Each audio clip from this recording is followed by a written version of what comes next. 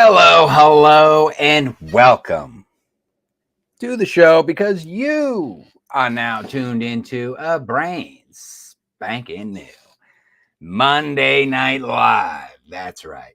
AKA the Hangout Stream, AKA the Chill Stream, baby. All fired up and ready to have some fun for June 5th, 2023. Brought to you by yours truly, the man broadcasting from behind the curtain. You know who I am. Because if you don't know by now, you can visit www.livefreeliverich.com or simply Google this name and you can find out. How y'all doing? You doing all right? This is what I got lined up for tonight.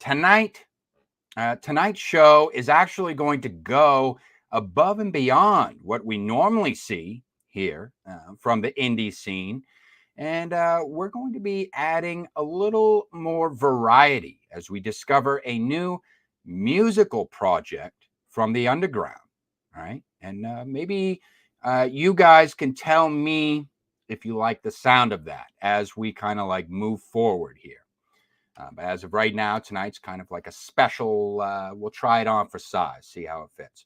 I have a frightening incident to inform you on. A villain who can't lose to read about, and a hot topic to discuss. But before I get into all of that, first things first, I like to take this time and slide right inside my first segment of the night where I like to shine a spotlight on some books. That's right. That are currently available or coming soon to an online store near you. Yes, it's true.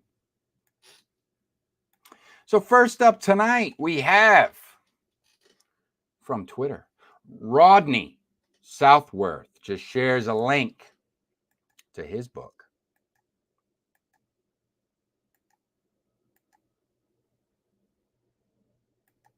Entitled Little Midvale Miscreants by Rodney Lynn Southworth.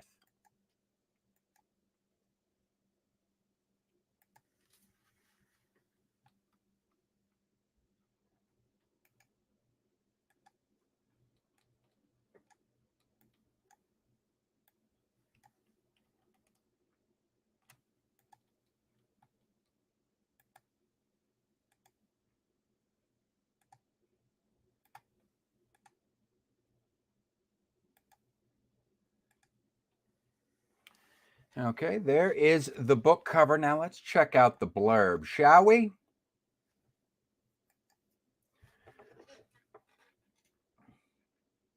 The little Midvale Miscreants were raising hell one day, and when the sirens wailed, they quickly ran away. We always escaped too. Those Midvale cops never could wrangle the little miscreants. Did you run wild, spit on the sidewalk, skip school, or ever ditch the cops? We did. These are the tales of the little Midvale Miscreants. It's like 87 pages. We've got a little novella here categorized under humor and biographies. Maybe some little true stories in there.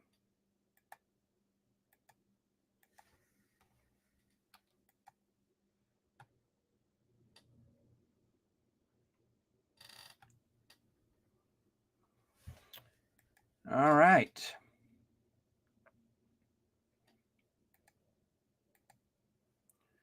So we have next up here from Thomas Grant Bruso.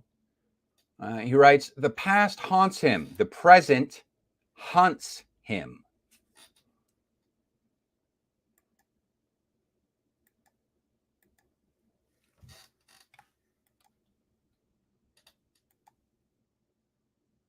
This is Shadows in the Night by Thomas Grant Bruso.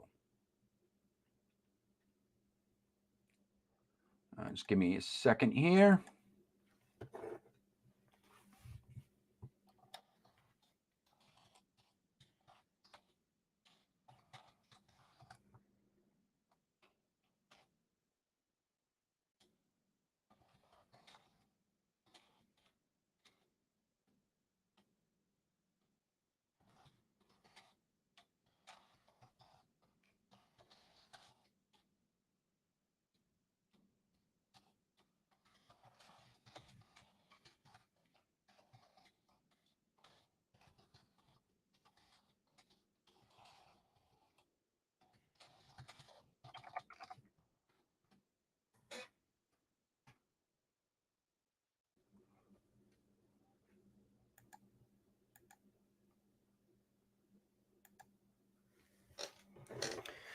All right. How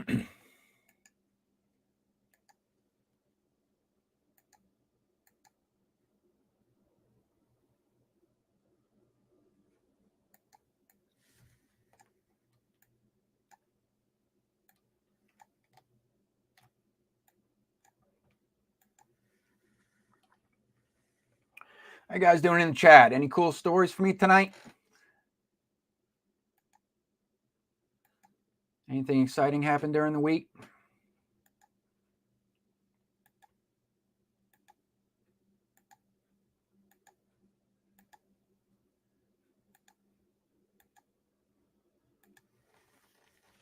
All right, there's the cover.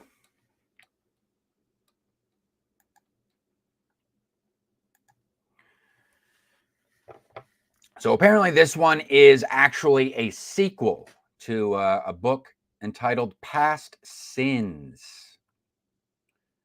All right, so here's the blurb. Jack Ballinger has seen a lot of horrible things in the 6 years he's been a police officer, disturbing images he wishes he could erase from his memory forever. Crime scenes, dead bodies, and the death of his parents dredge up an unsettling time from his past, a tortured childhood he does not want to revisit. But Jack must confront a new waking nightmare that sends him spiraling out of control down a rabbit hole of indescribable terrors, questioning his existence as a human being, cop, and partner. Struggling with budget cuts and constantly changing policies within the police department, a cantankerous new police chief, eccentric colleagues, and his on again, off again relationship with his boyfriend, Steve. Jack must also confront an evil entity from a previous life.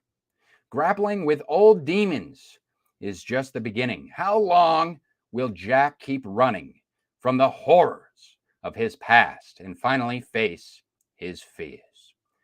This is 381 pages of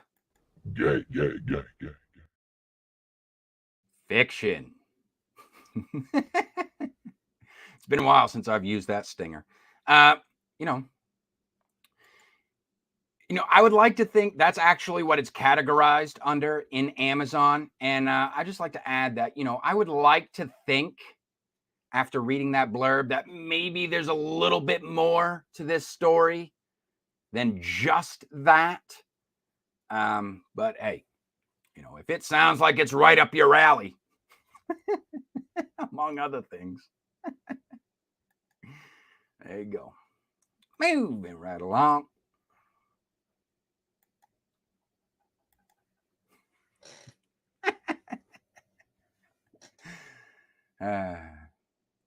Next up, we have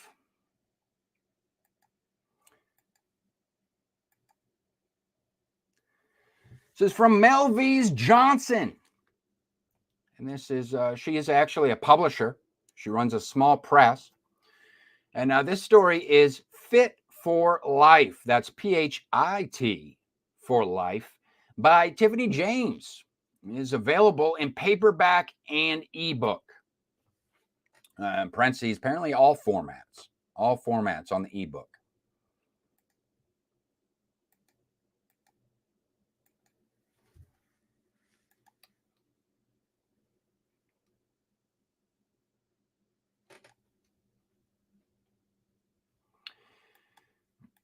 Let's check out Fit for Life. So find purpose while you lose weight naturally and spiritually by Tiffany James.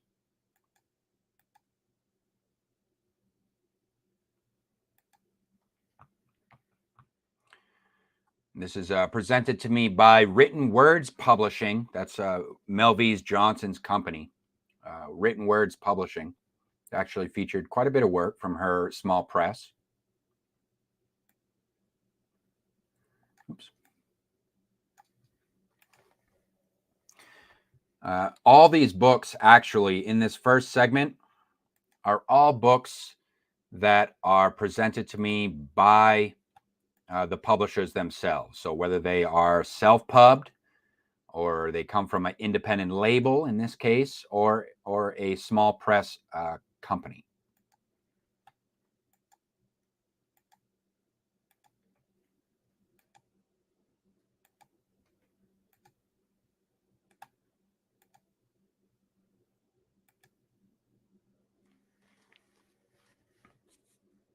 All right, there is the cover. Let's check it out.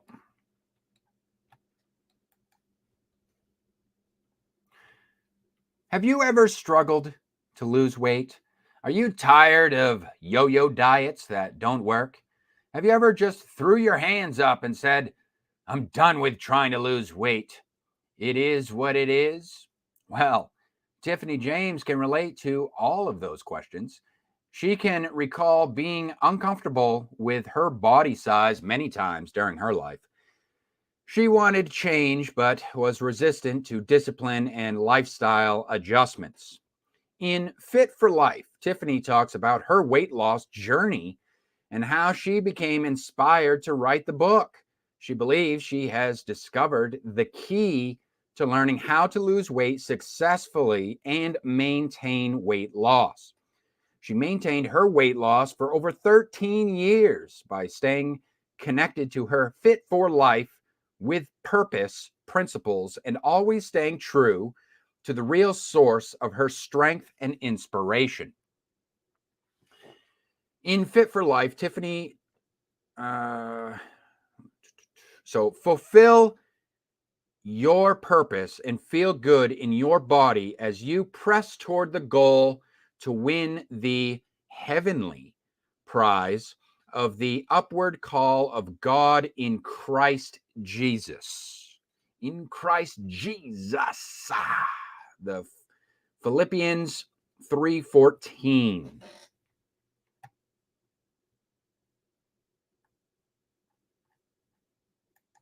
There you go.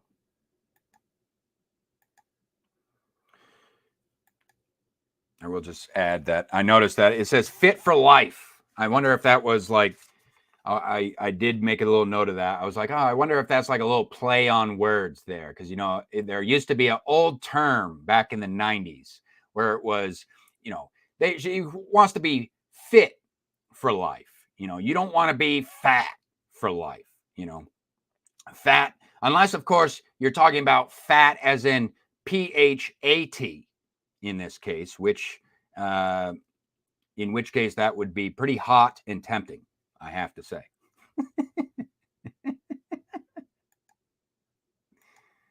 Yes.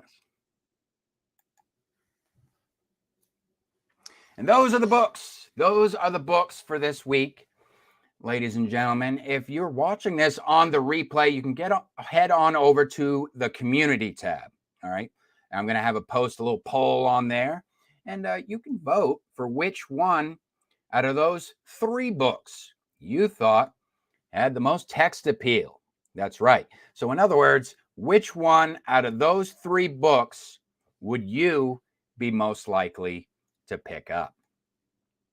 And if you would like to discover more from the independent market, you can head on over to my shorts tab, or you can hit my playlist tab and you can open yourself up some mystery packs. Inside each mystery pack is a cover card that reveals a book that was recognized by the Live Free, Live Rich network. And inside the description section of each video, there's a link to an editorial written specifically on that book by yours truly.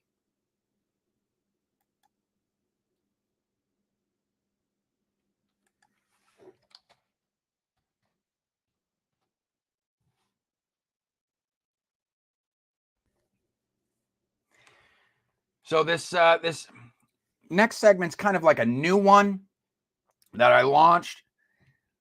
You like that? What's that? We'll see how you guys are doing on here.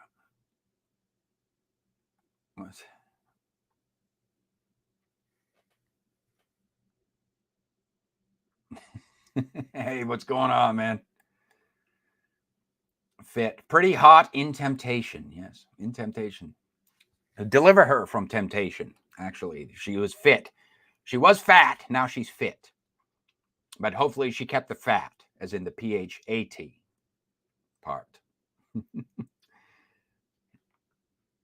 She cut the FAT and picked up the PHAT as she PHIT. It's a whole thing. It's a lifestyle choice, really, is what it is. So in this this next segment here, I don't have anything lined up for tonight. I'm very excited. A little bit if I'm to be honest, I'm a little bit disheartened. I have to say, just a little bit disheartened that I'm not getting any contributions to this. But this next segment, if I had any, would be the reader's review. Okay, the reader's review. So what is the reader's review?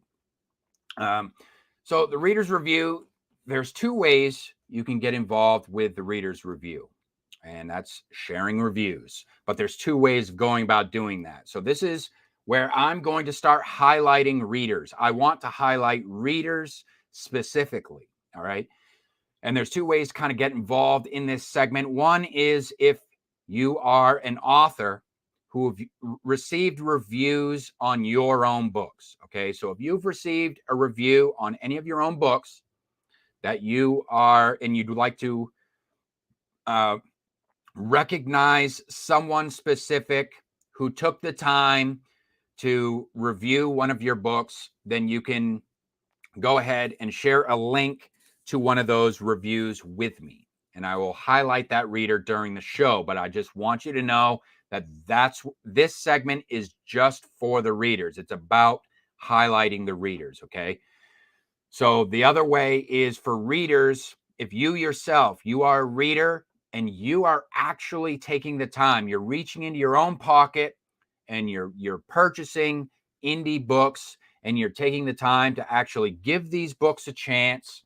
You're reading them cover to cover, and then you're going kind of above and beyond, and you're actually reflecting upon the material enough so to actually leave a review. That's what this is for. So this is to kind of champion you guys who are taking that kind of time to otherwise, give attention and shed light upon work that ultimately is really obscure in the grand scheme of things and no one's really ever heard of before. But I think if that's kind of what this segment is for, is to say, hey, there are people out here talking about these works. We can't just have people selling the works. There's got to be someone on the other side of the coin actually giving these works a chance. Now, with that being said, I got a little something I got to say tonight as far as this goes. So I just like to I wrote down something. I just go ahead and read it off. So readers, I just feel like readers should never be afraid to share. I want the readers to know that you should never be afraid to share your personal experience with any piece of work, even if that work just so happens to be made by an indie creator or author. Okay. This isn't about, paying lip service or anything like that, or blowing smoke up people's asses. I've made that perfectly clear. All right. People need, if people like also, I think that creators need to understand if you're putting something on, if you're putting a commercial product out there and you're asking for people to reach into their wallets, you have to be prepared to receive criticism. You know, it's a two-way street. It's not a one-way. This ain't a one-way thing. So, and there's different roles in this. Everybody's got their own role to play. So I really want to highlight readers here. So I want to say when you are a critic, you are not beholden to the publishers of whatever work you are critiquing. You are not required. People should know this. I mean, it should be understood, but apparently with social media, some of these things, people need to be reminded of these things. It says, you yourself are not beholden to the author, and you do not need to explain yourself to any author out here or publisher out here. The point of doing reviews is not to get into a back and forth with the creators. It's to create conversations with other readers, other people or customers who may be interested or may be on the fence about particular pieces of work. You know, the keyword work here, okay? Because I also know that sometimes people can kind of get out of pocket when it comes to, being critical as well. You got to be willing to separate the art from the artist as far as that goes. Be able to focus when you're critiquing, you got to focus on the work itself. As soon as your focus shifts from the work to the author or the creator of said work, in terms of what you think about them personally, now you're opening up a whole new can of worms. Just putting that out there. But if you're focused on the work, you're not required to kiss the author's ass or paint them in a good light if you had a poor experience with their work. So just to reiterate, critics should never be afraid to share their opinions, no matter how scathing those opinions be. Hey, one man's trash may be another man's treasure, as far as that goes. Okay. So about a piece of work. So why? Why do I say this? Because I believe, being an author myself, okay, I'm not just out here just speaking on behalf of readers out there. All authors double as readers, but not all readers are authors in that case. But that's why I say readers are not beholden to the authors. So why? Because creators and authors can always create new works. All right. So that's why it should never be taken personally in that sense. I know it can be very personal, like people can have personal attachments to their work. I understand that. But it should never be a personal thing. Take it as like a personal slight when you receive criticism, as difficult as that may be sometimes. And also, I would just say that the mainstream pros understand this. So really, this message kind of goes out to some of you indies out there, I have to say. And I'm not going to mention it, but there, especially, there's over recent events and stuff like that that's going on out there in the underground. I keep my finger on the pulse. I know some of the things that are happening, and it's you really, I don't know. This, like I say, this message goes out to the indies that are out there who think that, your work is untouchable. Okay. You believe, it's going to be, and you believe that it's going to be in your best interest to start lashing out at individuals who are choosing to give your work a chance. If that's you, then I have to say, I got news for you, pal. I don't care how many books you sell. If you can't handle criticism and you attack customers, then you are, as far as I'm concerned, you are useless to the independent scene. You're toxic because all you're going to do is scare away people who otherwise would have been willing to give indies a chance. But why would they? But you got to put yourself in their shoes. Like, why would they if they're going to be afraid of being made an example of on social media and hounded by the author's, rabid fan base. My final opinion on it is that helps absolutely nobody. You want to, which is why, with this segment here, I kind of want to play mediator, because there aren't a lot of people who talk about indie works. There's not really a whole hell of a lot. Like, yeah, there are shows that will have indie authors on them, and we have interviews and do like interviews, stuff like that.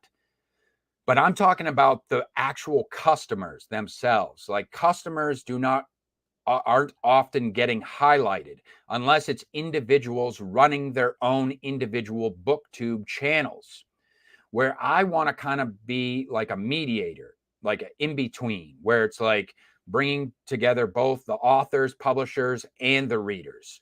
So it's a place where authors and publishers can tune in, not only like raise awareness for their projects, but they can also kind of get the opposite side of the coin too, and be able to hear what other people are doing without having to follow like a whole crap ton of different, individual channels, or they may be able to discover individual channels that are out there. And for the readers, I want to start highlighting the people that are giving indies a chance. So it's that simple, and be kind of like a mediator. It's not the author themselves reading their own review and then kind of put in like the hot seat where it's like, okay, now what do they say about it? It's like they want to recognize the reader. It's kind of like like I said, like authors can share reviews to their own work for this segment.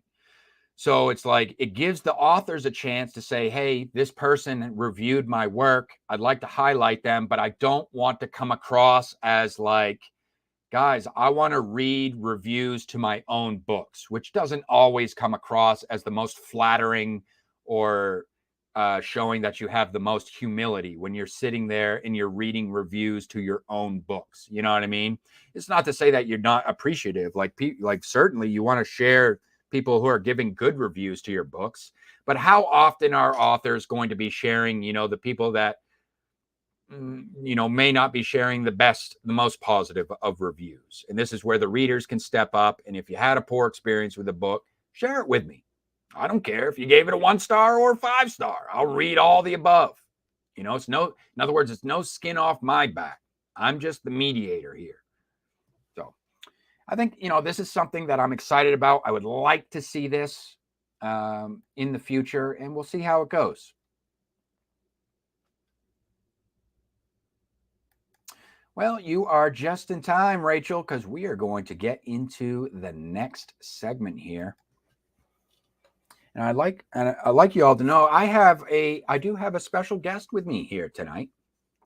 And this is actually something that is a little bit new to the stream. Hold on, before we get into this, let me just see what you got going on here. Yeah, I mean, it's all. Yeah, I haven't received. One time I had a Goodreads review, and then the person disappeared off Goodreads. But that's what I forgot. I failed to mention is that for the sharing the review with that segment, just one last thing on that. When you share your reviews, these are all short form reviews. All right. I do have another segment where I do reading time. So that's more for like long form editorials, blog posts, that type of stuff. This is just simple customer reviews. Think of it like that. Simple customer reviews. It can be like Goodreads. So any kind of Goodreads review, anything like that, you do Goodreads, share something like that. Or if it's just directly off any of your social media, you can share something like that with me as well. And I really would like to, read that on the air. And if you have a blog or you have a website or your social media, I will plug that during the segment for that purpose. So moving right along here, I'd like to get into some announcements. That's right. So without further ado, I want to introduce my guest. He's been waiting patiently behind the scenes.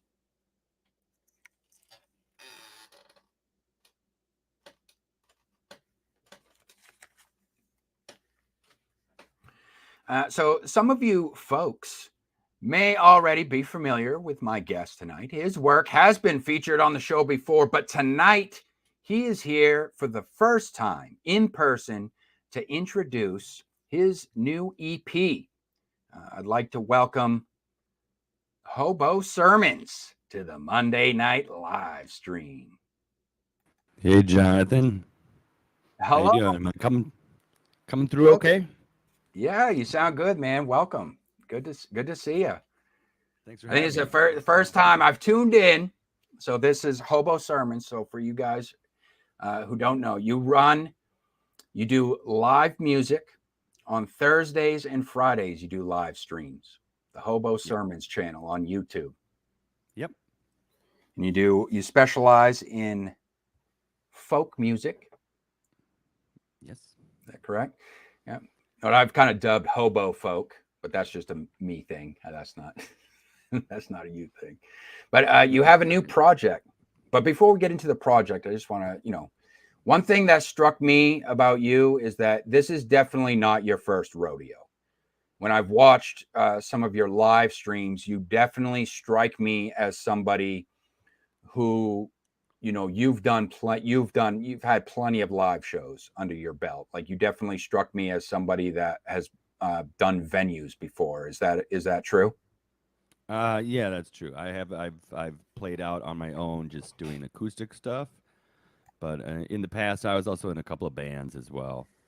So yeah, I've never played like an arena or a stadium, anything like that. It's always been bars or like coffee shops. Yes. Yeah, I've done it for a while, so it's pretty natural just to sit in front of a camera and just live stream. But it took me a while to get to where I am on YouTube because it requires a lot of gear. It's a setup, you know. I started out just using my phone, and the video quality and the sound quality was not that good, but yeah, definitely improved since then. And really started about well, I started in 2020 is when I started doing a lot of streaming, just because everything went crazy in 2020 when they told people to stay home. And Right, couldn't go right. out I in a mean, lot of places. So yeah, definitely that's what got me. inspired a lot of people to get back into like the creative mode, and doing Oh things yeah, online. Like, it's just this huge shift of like everybody going online now, which I bring up the whole bar thing because like doing venues and like in bar rooms and stuff like that, you definitely, as soon as I heard one performance from you, I'm like, oh yeah, this guy's done bars before. Because I used to go out to the bars quite a bit. And I am a fan of when bars would have live entertainment like that. Guy would have his setup, in a certain spot in the bar, something like that, and they turn it up and be playing live music. So it is fun, but you don't just do normally, because what I would be used to is the guys would do. Usually, it's cover bands or cover songs, which you sure. do have a day for that. You do have a stream. Your Friday stream Yeah. is where you'll do cover songs. You'll do like acoustic cover songs, but you also write original music. Yeah, that's true. Yeah. So Fridays is when I do the show is called Hobo Sermons Live. Very original, I know. And yeah, that's when I do my cover tunes. Excuse me. And I do a variety of cover tunes. I have like pop songs, but also like really old songs as well. Like I'll throw in like "Will the Circle Be Unbroken," like a really old sort of country gospel song. But then I'll do a cover of I have my own version of "Gin and Juice" by Snoop Dogg, which is That's it. not I was gonna bring not the that up. whole song, not the whole song. Clearly, I'm not a professional rapper, but I give it my own sort of flavor. I try to give every Right. cover song my own flavor, and I let people can request songs. If I know them, I'll try to play them if they're in the stream and they put something in the chat. Otherwise, if people want me to learn a song, I always say within reason. I'm probably not going to learn how to cover Bohemian Rhapsody. But if they buy me a coffee at like buymeacoffee.com, Kind of like an I say, adaptation, basically. You'll do like a hobo right, sermons right. adaptation, if you will. Yeah. Yeah, but what the chat's come up with the term, the song's been hobified. Is a Hobified. Yeah. Yeah, that's a good word for it, and it's always fun too, because then I learn new songs too, um, which is always really fun, and just to see what people like, and also old songs when people they just are like, oh, I remember when this came out. Oh, I was in high school when this song was playing. Oh, this song reminds me of that, which is always a really fun thing too. I think we tend to forget a lot how much we connect musically, or just like how much music connects to our past, and in so many ways that it's a quick trigger. It's like I guess smells, because there's another one that can kind of do that too, where you smell something and right away you're taken back. But songs do that too. Right away you're just kind of, oh yeah, I remember that summer. I listened to that song, all that sort of stuff.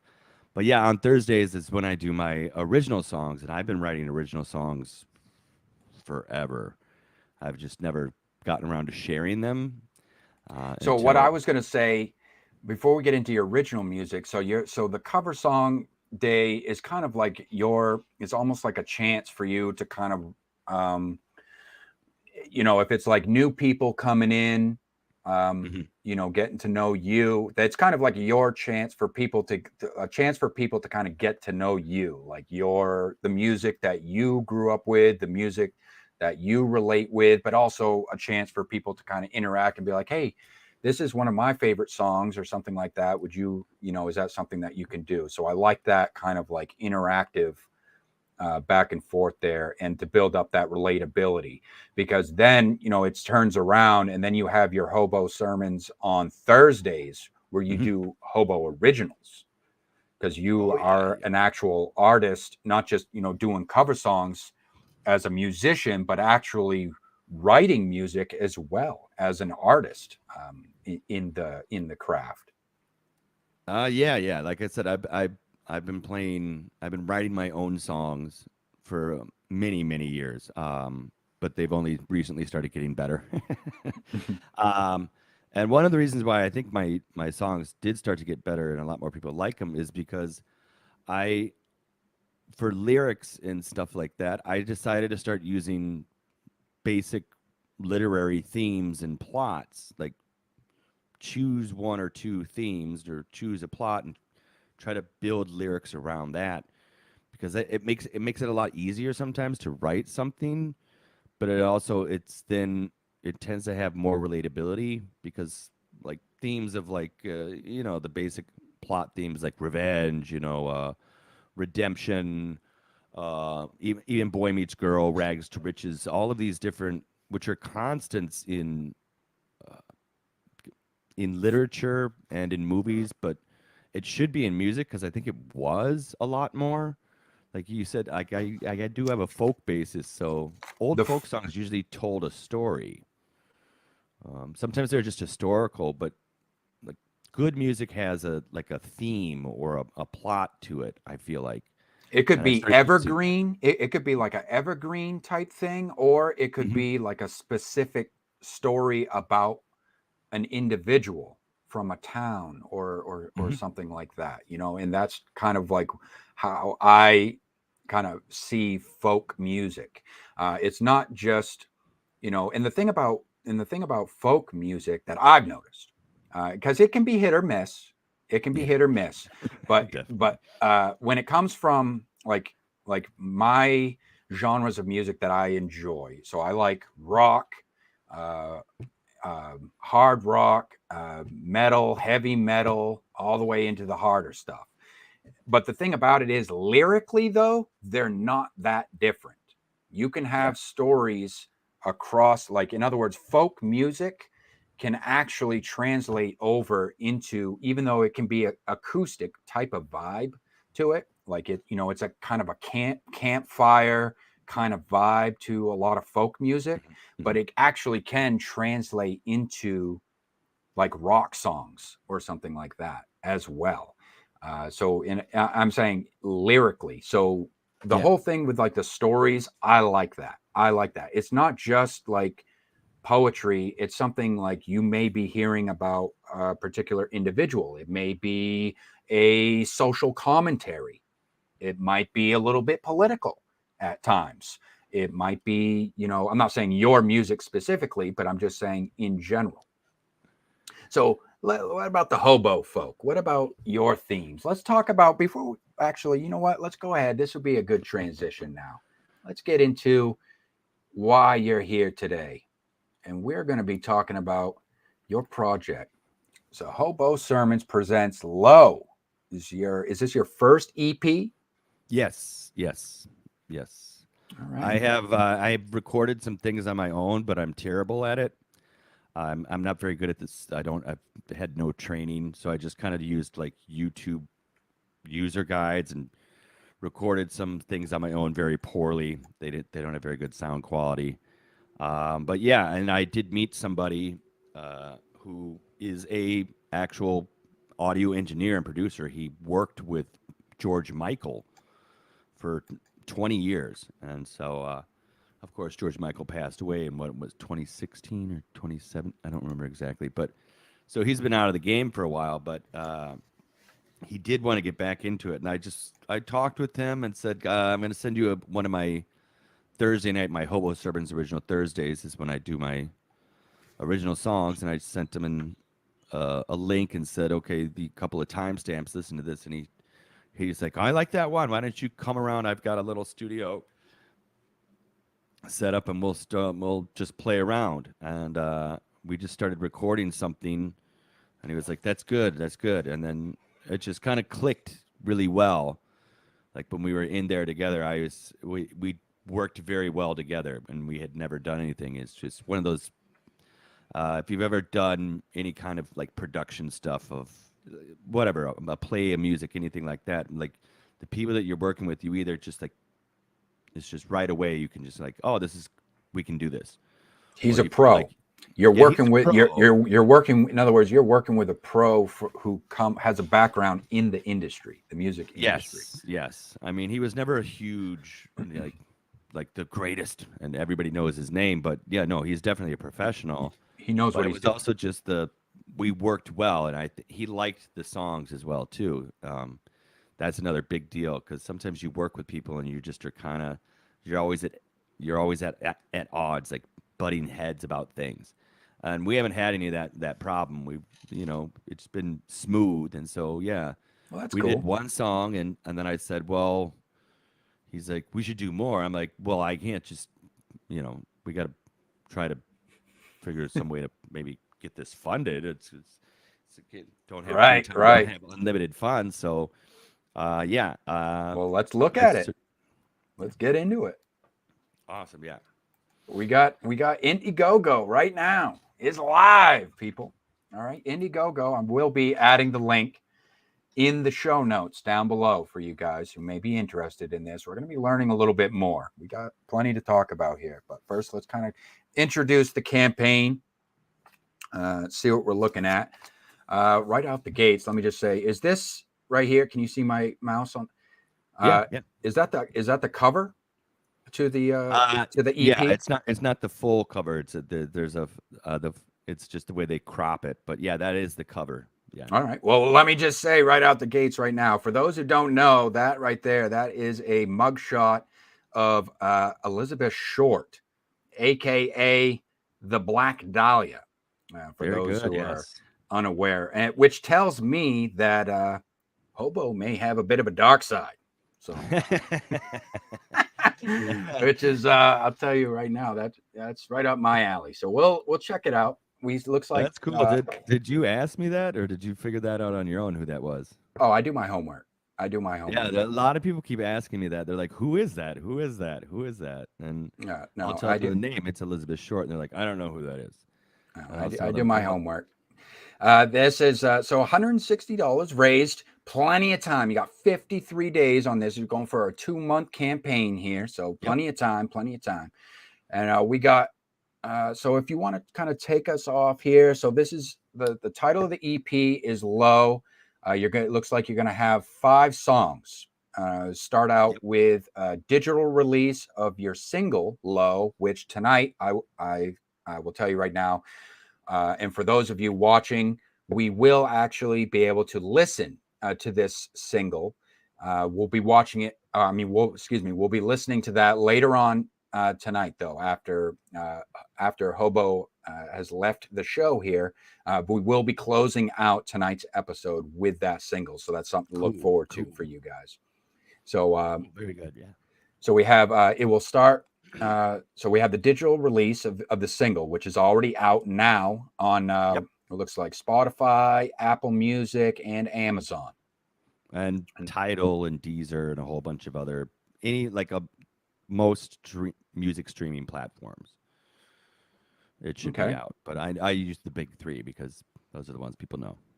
Now, I am familiar with these other 4 songs, having already tuned into some of your live shows. So, but maybe you want to give a little bit of background on, or a little bit, share a little something, on each one of these original songs here that are also going to be featured on the EP. Oh yeah, and Low as well, like the single. We didn't really talk about, that. Yeah. So the first song is, you said the song is Low. That's out now, and so EP, extended play. So just 4 more songs, and so we'll have a single version of Low, and then we'll have an EP version as well, just a slightly different mix. Who knows? But yeah, so like you said, the cover is Elizabeth Short, the Black Dahlia, and anybody who's familiar with that story will know that that again, themes and plots. So Low, and for her, things got pretty low. She was eventually, it's like the first famous like Hollywood like ritual murder, and so there's a bit of darkness behind it. Yeah, and that goes with the theme of the other songs. You have a song called Mandy, which is sort of a bluesier, sort of slower song that's also not uplifting lyrically, let's just say. So a lot of these songs here are a bit more on sort of, they fit the theme of like, kind of going down, and it's not an EP where the songs are about like redemption or overcoming the monster or boy meets girl or anything like that. It's very much like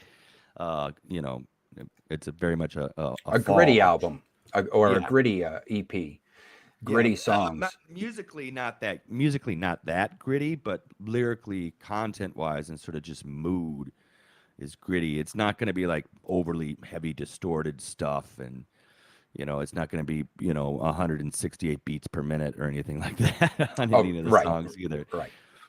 But so the one song will be Mandy, which is I don't really like to tell people what songs are about, but because fair enough, then they can get turned off. They're like, oh, I thought it was something else. Like, fair enough. Keep it open to interpretation. I like that. Yes, but it's so some of the lyrics are. It's just so the main chorus of that song is, the lyrics are, Mandy, where you going?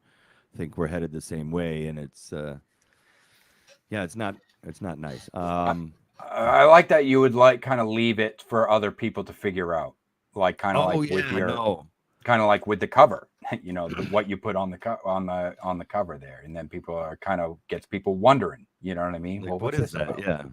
Yeah. And so and whenever I never like it when I hear somebody that's like, well, the reason I wrote this song and what it's all about, and you're like, oh god, that takes all the fun out of it. It kind of sucks the fun for me. It sucks the fun out of it. I want to try and figure it out. Yeah. I'm like, don't worry about me. The song. What do you care about the song? I don't care what you think about me, or the reason. Like, oh my god. Oh. So leave it open to interpretation. The other one on there is Schadenfreude. It's just a bit of a rocker. That's the most probably upbeat one on there, and that one should be fun to get around to. I like that one. And yeah, you do. Yeah, a lot of people do. They like it. I will say I am not one to get off on other people's misery, but the song itself is a fun one. Yes, and it is. Yeah, it's again, and that fits. Schadenfreude is taking enjoyment from someone else's suffering, so that fits again with the theme of the single Low, and just sort of the mood of these other songs. Then I also have The Forgotten Man, which we've been working on right now, which is kind of, it's a little poppy, I would, in a way. But it's like I never try to do like one, like what we're doing now with this guy, the guy producing, his name's Niall Flynn, and we've been just kind of, we're bouncing ideas off of each other, and we're kind of like, should we go like, oh, that's good like that, and he has his ideas, and so it's not just like one distinct sound, and it's not just an acoustic guitar, as everybody will see when you play the single at the end. Are you saying But you're not doing the same three chords for every song? Is no, basically no, no, and not even doing the same sort of style in a way. Like I said, for the description of the campaign for the EP is it's a blend of musical styles with folk music at its heart.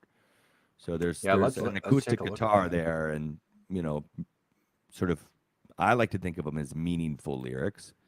At least maybe not meaningful, but certainly not like hollow or vapid, which is what a lot of music lyrics are that That's kind of you what I hear was today. alluding to before we got into the campaign. In terms of, you know, eh, dare I say, music with meaning is kind Mhm. of how I describe the folk genre, if you will, Yeah. if you want to call that. And when I say folk, like again, like I say, folk could describe, you know, it's acoustics, yes, but I mean, really, there are folk type lyrics in metal songs. There are folk like lyrics in some rock songs. So that's what I'm saying. Like it's the lyrics itself that kind of defines the genre itself, in my opinion. Not Yeah. from an I would outsider agree. looking in. And I it would looks agree. like Yeah. well, I was going to say it kind of looks like you kind of went into that a little bit here on your campaign, where you say, at its heart, the music is folk music. Only ever written songs using acoustic guitar with other genres kind of mixed in, along with the meaningful lyrics and that old hat of telling it like it is. You know, uh, Maybe that's the part where I kind of got like the grit from, perhaps. Oh yeah, yeah. And he says, I am of the opinion that we're losing songs that tell the ugly truths and reflect on the world around us. Songs that told the terrible and triumphant tales of our past and of our present. So that's maybe where a little bit of that kind of social commentary kind of gets peppered Hmm. in there. And then folk music used to do that. And with your support, that can be the case again. So I definitely dig that aspect of it. In terms of themes, would you care to share? Would you care to share some of your personal inspirations? I have my own interpretations from some of your songs that I've heard before, that I'd be Hmm. willing to share. But I'd be interested to actually hear straight from the horse's mouth. If you're willing to, perhaps some of your personal inspirations behind your Oh music. sure. Well, a lot of these songs here end with low, and one of the reasons why I chose the mugshot of Elizabeth Short is because, like I said, she has a nickname, the Black Dahlia, and it's sort of the first, I guess you would call, like, ritualistic Hollywood murder. Probably not the first, but like it was the 50s or something like that, and she was murdered brutally. It's It's quite a if you provocative story. It's a very provocative story, and it's sort of, and they've never really figured it out. And there was, like letters sent to the police where somebody had cut other letters out of like a magazine, and like a ransom letter, put the different, stuck them on a piece of paper, type of stuff. So one of the big things about it was just sort of like the du- like the duplicity of fame, and the dark side of wanting to get into that, like, the industry, whatever it is, whatever the industry is, if it's music, if it's film, even in a certain way, like, you look at literature as well, authors and stuff like that, the comic book industry. I would It's even go as almost far like to say like the restaurant industry. You see that now, like to get like there's always that other side hmm of whatever it is where somebody's trying to get to the top, and you have trying to get to the top, and then there's the backside which will take you way down to the bottom. So they're all songs that are kind of looking at that. Like there's always this other side of like getting to the top, I guess in a way, or the I way won't that give you. anything away, but your choice for the cover itself to have her on there and how provocative that story is, I almost the way that I interpret that is almost like a little bit of a tongue. The way that you're explaining it is almost as if it's a little bit of a tongue in cheek thing there, because with the folk music kind of being more of an indie or like a almost like a Mhm. usually associated with like kind of hippie type stuff, Right, yeah. where it's just a love for the music kind of Yep. deal. It's not about gaining fame and Mhm. fortune per se. Even though back in the day, those were the type of people, when it was radio that was running the show, those were the people that were actually becoming famous, were the people who were writing good folk songs. For instance, with one thing that I noticed is you did a cover of Gordon Lightfoot, Yep. the late great Gordon Lightfoot, and that maybe he had been a little bit of an inspiration for you in terms of with your music as well. A little bit. It's actually kind of weird that most of it is it came later in life, like me getting back to what I learned musically as a kid. So when we would go every summer, my parents would usually take us. We'd drive out to Colorado to stay with my uncle, up in the mountains there every summer for like 2 weeks or so. And so it would take a day and a half to drive there from our home. So we listened to a lot of cassettes in the car, but most of it was my parents choosing. But one of the cassettes that they had, because this was back in the 80s, there were no CDs, was the sound, like ones that stick out in my mind are the soundtrack to The Big Chill, which is just a bunch of Motown songs. Really, like Okay. Tracks of My Tears. Oh God, what else is that? My Girl. It's like classic Motown songs on that this movie soundtrack, as well as we listened to. There I wasn't a forget lot what of pop. I mean, there was pop, but there wasn't it pop wasn't like there pop is that we know today. today. Yeah, But yeah, yeah. pop is like something that is actually just even for my like well, I was born in the 80s, but even for my generation, like it's still fairly new. Like pop is like a new-ish kind of phenomenon. And that mostly took hold with the rise of music videos and MTV. Oh yeah, So yeah, so yeah, as yeah. soon as you had MTV, now all of a sudden you got pop, you got boy bands, you got little pop singers like your Britney Spears and stuff like that, your Aguileras, and suddenly folk music is taking a back seat because folk music, like I say, is more poetic, is more meaningful type of lyrics and stuff like that. It's Hmm. going to more appeal to more of a mature kind of crowd, a more mature kind of audience in most instances, I would say. Whereas the pop it's really all for the kids, you know what I mean, in the grand scheme of things. Um, but Yeah, I can I, agree I with that. but I'd say sure, just me sharing my opinion, but I say to take it a step further, I say lyrically though, I haven't talked about your vocals. Your vocals, you ready? Your vocals. This is how I kind of describe your vocals. There's again, there's range. It depends on the song. So you Hmm. definitely have showed that you have some range in your vocals. Uh, Limited, yes.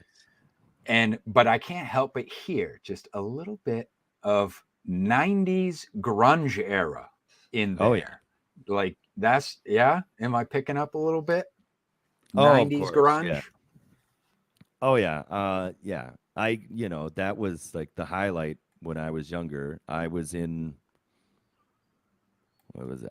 When did Nevermind come out? Was that 91? 1991? I was pretty Pretty young sure. at the time. I think it came out. I think their Nirvana album, Nevermind, the one with the famous one with the naked baby chasing the dollar in the swimming pool. I think that was 1991. But yeah, that was I was. What grade was I in? I think I was in seventh grade, seventh or eighth grade, one of the two, when that came out. That's your age group And right there. you know, Smells Like Teen Spirit it did just become this anthem that everybody loved, at least where I was, and that was without a music video. That was when MTV still had music videos, but not everybody had cable. So a lot of people would just it was on the radio a lot. Again, radio losing radio has been a really big change to. I think that did more to damage sort of music, what music gets made and gets popular than even like changing to digital and streaming. I think just like the loss of classic, like a classic, not like classic rock but just a radio station where there was a DJ and they would have like a morning show and they'd introduce new music and they'd find new music and you could have one of the things is I used to always listen to the college radio station. It's University of Minnesota's what was it? 770 Radio K, 770 AM. And so they always brought out like new music too. But yeah, grunge was definitely there. Yeah, I was a huge fan of Nirvana growing up. Pearl Jam's 10. Oh yeah, that's still just a classic album. I remember I wasn't huge into Soundgarden, but I liked some of their stuff. But yeah, the 90s grunge, it was It and was a that in a way time. it was a time, and that was still sort of that was poetic. Again, it became like a folk song. You look at Pearl Jam's Jeremy. The reason why people love that movie, not movie, oh my God. The reason people really related to that song is because the lyrics of Jeremy spoke in class today. And even before the video came out, because then the video was incredibly shocking that went along with Pearl Jam's Jeremy, where everybody thought it was about a school shooting or a kid that came into school and like kills himself in a classroom, and that's reflected in the lyrics of the song, and that's why people gravitated towards it. Like with Nirvana, I think it was a sound. A lot of it was the sound of the way it just sounded so sort of newish. And yeah, I do use a lot of the grunge themes in music where it's kind of like sort of quiet and light verse and then like a harder chorus. Yep, I noticed that. It's a great. There are archetypes and there are patterns that work.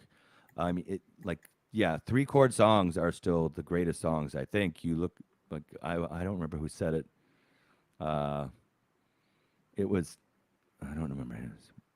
There was a country singer. I want to say Hawkins. I can't remember now, but he had said, well, country music isn't nothing but 2 chords and the truth." And you're like, yeah, you can get a lot. You can get a lot across with just 2 chords in music. Again, it's like relatable. Think about it like with books and stuff. Like you don't have to have like the thickest book for it to be the greatest book. Like really short stories can be phenomenal. This is why like fables still exist. They're just really short stories that make a lot of sense. So just like 2 chords sometimes can just make a lot of sense, and it works. 3 chords can just work. You don't need 9 different parts to your song. And actually, a lot of what is currently considered pop music now is really just 2 or 3 chords, and So I they was just saying, they add a lot of stuff to it. and Yeah, hold I mean, that thought as far as adding some stuff to it, and lyrically is kind of the where I was getting at too. Lyrically, or vocally, I should say, is that's where I kind of got that kind of grunge is or yeah. grunge type of vibe. Definitely here a little bit. So it's not like you're not, lyrically, I would say lyrically, if just for those who are watching, maybe watching on the show, is that's kind of like the type of vocals that you can kind of Mm. expect here. But again, it depends on the song. It depends on how you're presenting the song. So in terms of the extras that are getting into, or the reason for this campaign. So this is going to be professionally done EP. So you got studio, you got you break down the budget. It's all transparent. You got the studio, you got mastering, and you're going to have other musicians. So you're hiring Yes. extra help here. Oh yeah. Let's talk about that just for a second. What's going into it? It's going into this. Yeah. Well, I can only play the guitar and a little bit of bass guitar, but I don't know keyboard. I can't play the drums, and you can program drums, sure. It's really easy now. Everybody does that all the time, but But you want it, real drums? you Is want that what you're real saying? drums. Yeah, you need it. It adds something to it. I think when you hear real drums on songs now, a lot maybe younger people can't tell the difference, but I think most people over a certain age they can tell the difference between when it's like real drums and programmed drums, like a drum machine. Even though they take the sounds from real drums, it's just something about it. So yeah. But I do have a guy. He's helping out on drums. He put the drums on the single low, and yeah, he's going to be helping out. I've already, like I said, we've been working on another song, "The Forgotten Man," and I got a woman to come in and add some backing vocals with a female voice. That'll Oh, be cool. good. Another guy who knows about keyboards and somebody can do harmonica. Um, and then maybe another lead guitar player. I'm not a soloer. I don't really do soloing or sort of lead riffs. We'll see about that, and then possibly some stranger maybe a saxophone. We haven't decided yet. I think it might be cool on that song, and excuse me, and then something. Like I don't live in the U.S. I live abroad. I live in Thailand, and there's an instrument here called a kan, and it's basically like a bunch of bamboo shoots that are. It becomes like a flute kind of thing. It's like a pan flute, but rather than blowing across it, they're all kind of straight up. So it's like a weird, and you blow into it, and it sounds like it's like a strange mix between like a pan flute, a harmonica, and a bagpipe. Okay. So it's got a very distinct sound, and it doesn't. So it's not like like stereotypical what you would hear like Chinese music in like an old Chinese movie or anything like that. It's a very different. It's got a distinct sound. We might get somebody in to do that, but drums is a big one, bass, and then somebody to do keyboards as well on a few songs, just adding little bits here and there, and even not just like synthesizer sounds, because it's not like, oh, it has to be 100% like organic, and well, we can't do any programming like that. Like, no, you want it to sound good, so you use the tools that are available. There's a lot of tools now. I don't know how to use them, but the guy Niall does. He knows how to tweak sounds, and how, like, oh, we can move that there and smooth it out, and you're like, oh, okay, that's great. That's lots of fun. But yeah, so the studio takes time. But there are extra musicians who are on board. Definitely the guy playing the drums. Another guy on the keyboard and the harmonica. He's in, and I think somebody else will probably come in, maybe do a few little bit of lead guitars. And we'll just kind of we're playing it by ear right now on a few things. Just we're like, well, let's see. And what we would do is we'll make a rough mix and then send it to somebody and be like, do you think you could come up with something? So it's good that it's collaborative like that. That's more fun too. And then they're like, just say, okay, we'll pay you for your time. And they're like, sure, okay, sure, that sounds great. They're not worried about like, hey, do I get my credit on this? It's like, well, we'll list you, yeah, but it's not like, do I need my writer's credit or something like that? Like you see with like the strike in Hollywood right now, where it's like, we need more writers in the room because everybody has to get like more credit. Somebody wrote like a line in some TV show and they get like a writer credit on a TV show, and it's like, that's a bit strange. You added a line. I don't know how you can be considered a writer. you added to the composition, sure, and you can be paid for that. But so that's a very good thing that there's no one being like they're wanting to claw their way up into it more. They're just like, oh yeah, that sounds fun, and you'll pay me. Okay, great, sure. So you have some pros in your corner, people who know what they're doing to kind of help you, deliver this final product. Let's talk about that final product. So this campaign, so just so that people know what it is that they're backing, this is uh, what is it that people are going to be that people are supporting here? So It's at this point, it's just a digital release. Like I said, it's going to be professionally recorded, mixed, and we have a guy lined up to do the mastering as well. He already mastered the single low that's already out on excuse me, Spotify and streaming services. And so he'll be doing professional mastering, which is always a good thing as well. And we're getting it for a pretty good price. But yeah, we're only doing a digital right now. So anybody that backs, what I'm going to do is we'll get high quality files. So usually a WAV file, not an MP3 file. So it's a higher quality. It's a larger file, sure, but it definitely sounds better. Some people are like, oh, I can't tell the difference. It's like, yeah, you can if you listen. If you listen, you pay attention, you'll notice there's a big difference between a WAV file and an MP3 file. So yeah. do I look like I know what a JPEG is? Exactly. Right. Damn it, no, Bobby. they're all the same. No, they're not all the same. Just take your I just time. want a picture with a goddamn hot dog. Right. But What's it's the okay. P So and P? digital.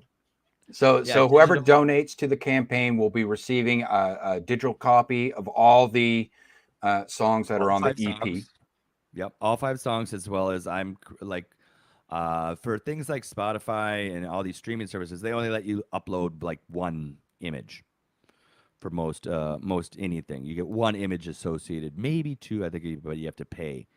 But it's not like in the days where you would get a CD and you could pull out the jacket and it'd be like, 3 pages in the CD of like credits and maybe even lyrics or just some art. But I'm gonna That's what I'm I was gonna going to include ask.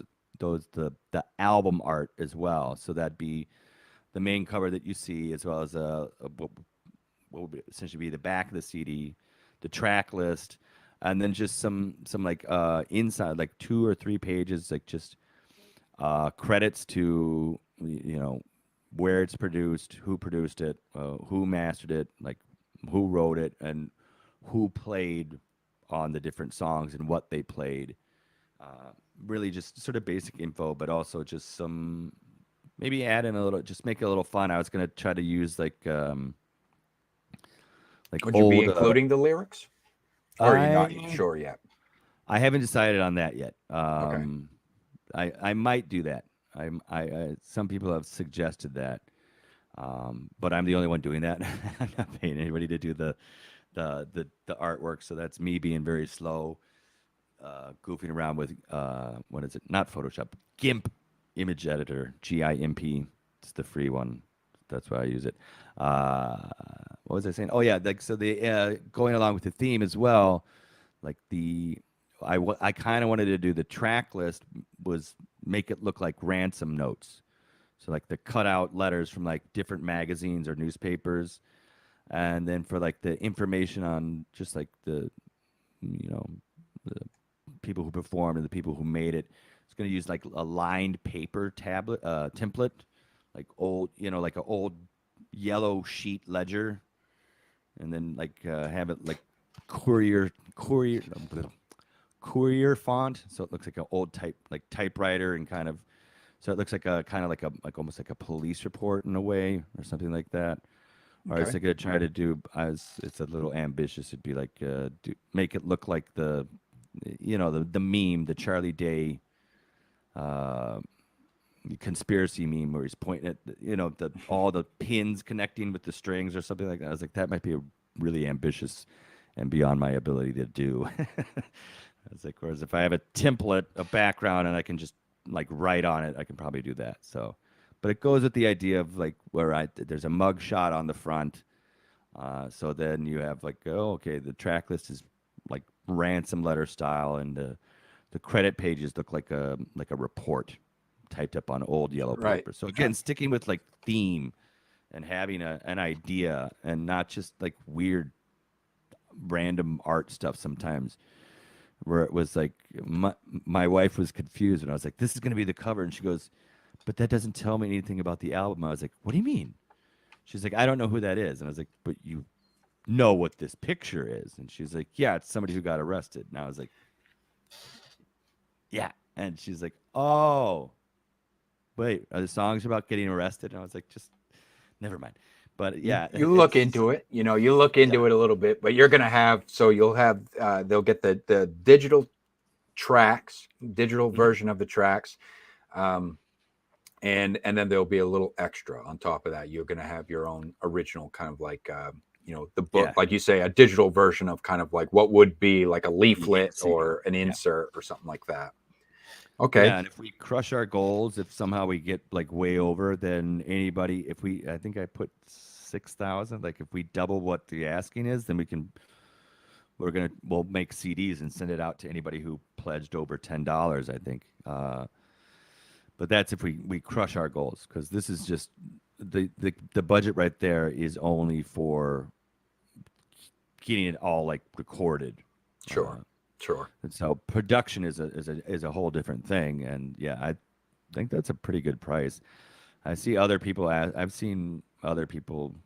Indiegogo, and they were like, "Oh, we're gonna make all these CDs for like $1,200," and I'm like, "How are you doing that and affording to do like really good studio and mastering work?" Like that's, I'd be a little suspect about what the quality is of the content on that CD at that point.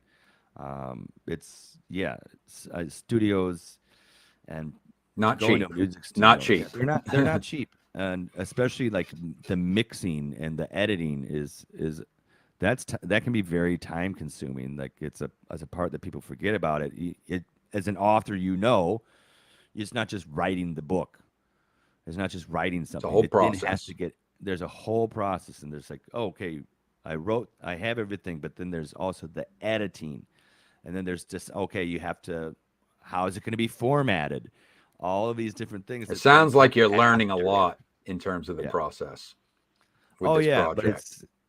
I think it's people that want to skip process sometimes, then give You it like sound like you screw it up. care about it. Yeah. You definitely strike me like you care about it. This is something you definitely care about. And this is your first, so this being like your first kind of like professional level, I should say, product that you're producing or having produced, and any plans for you in the future?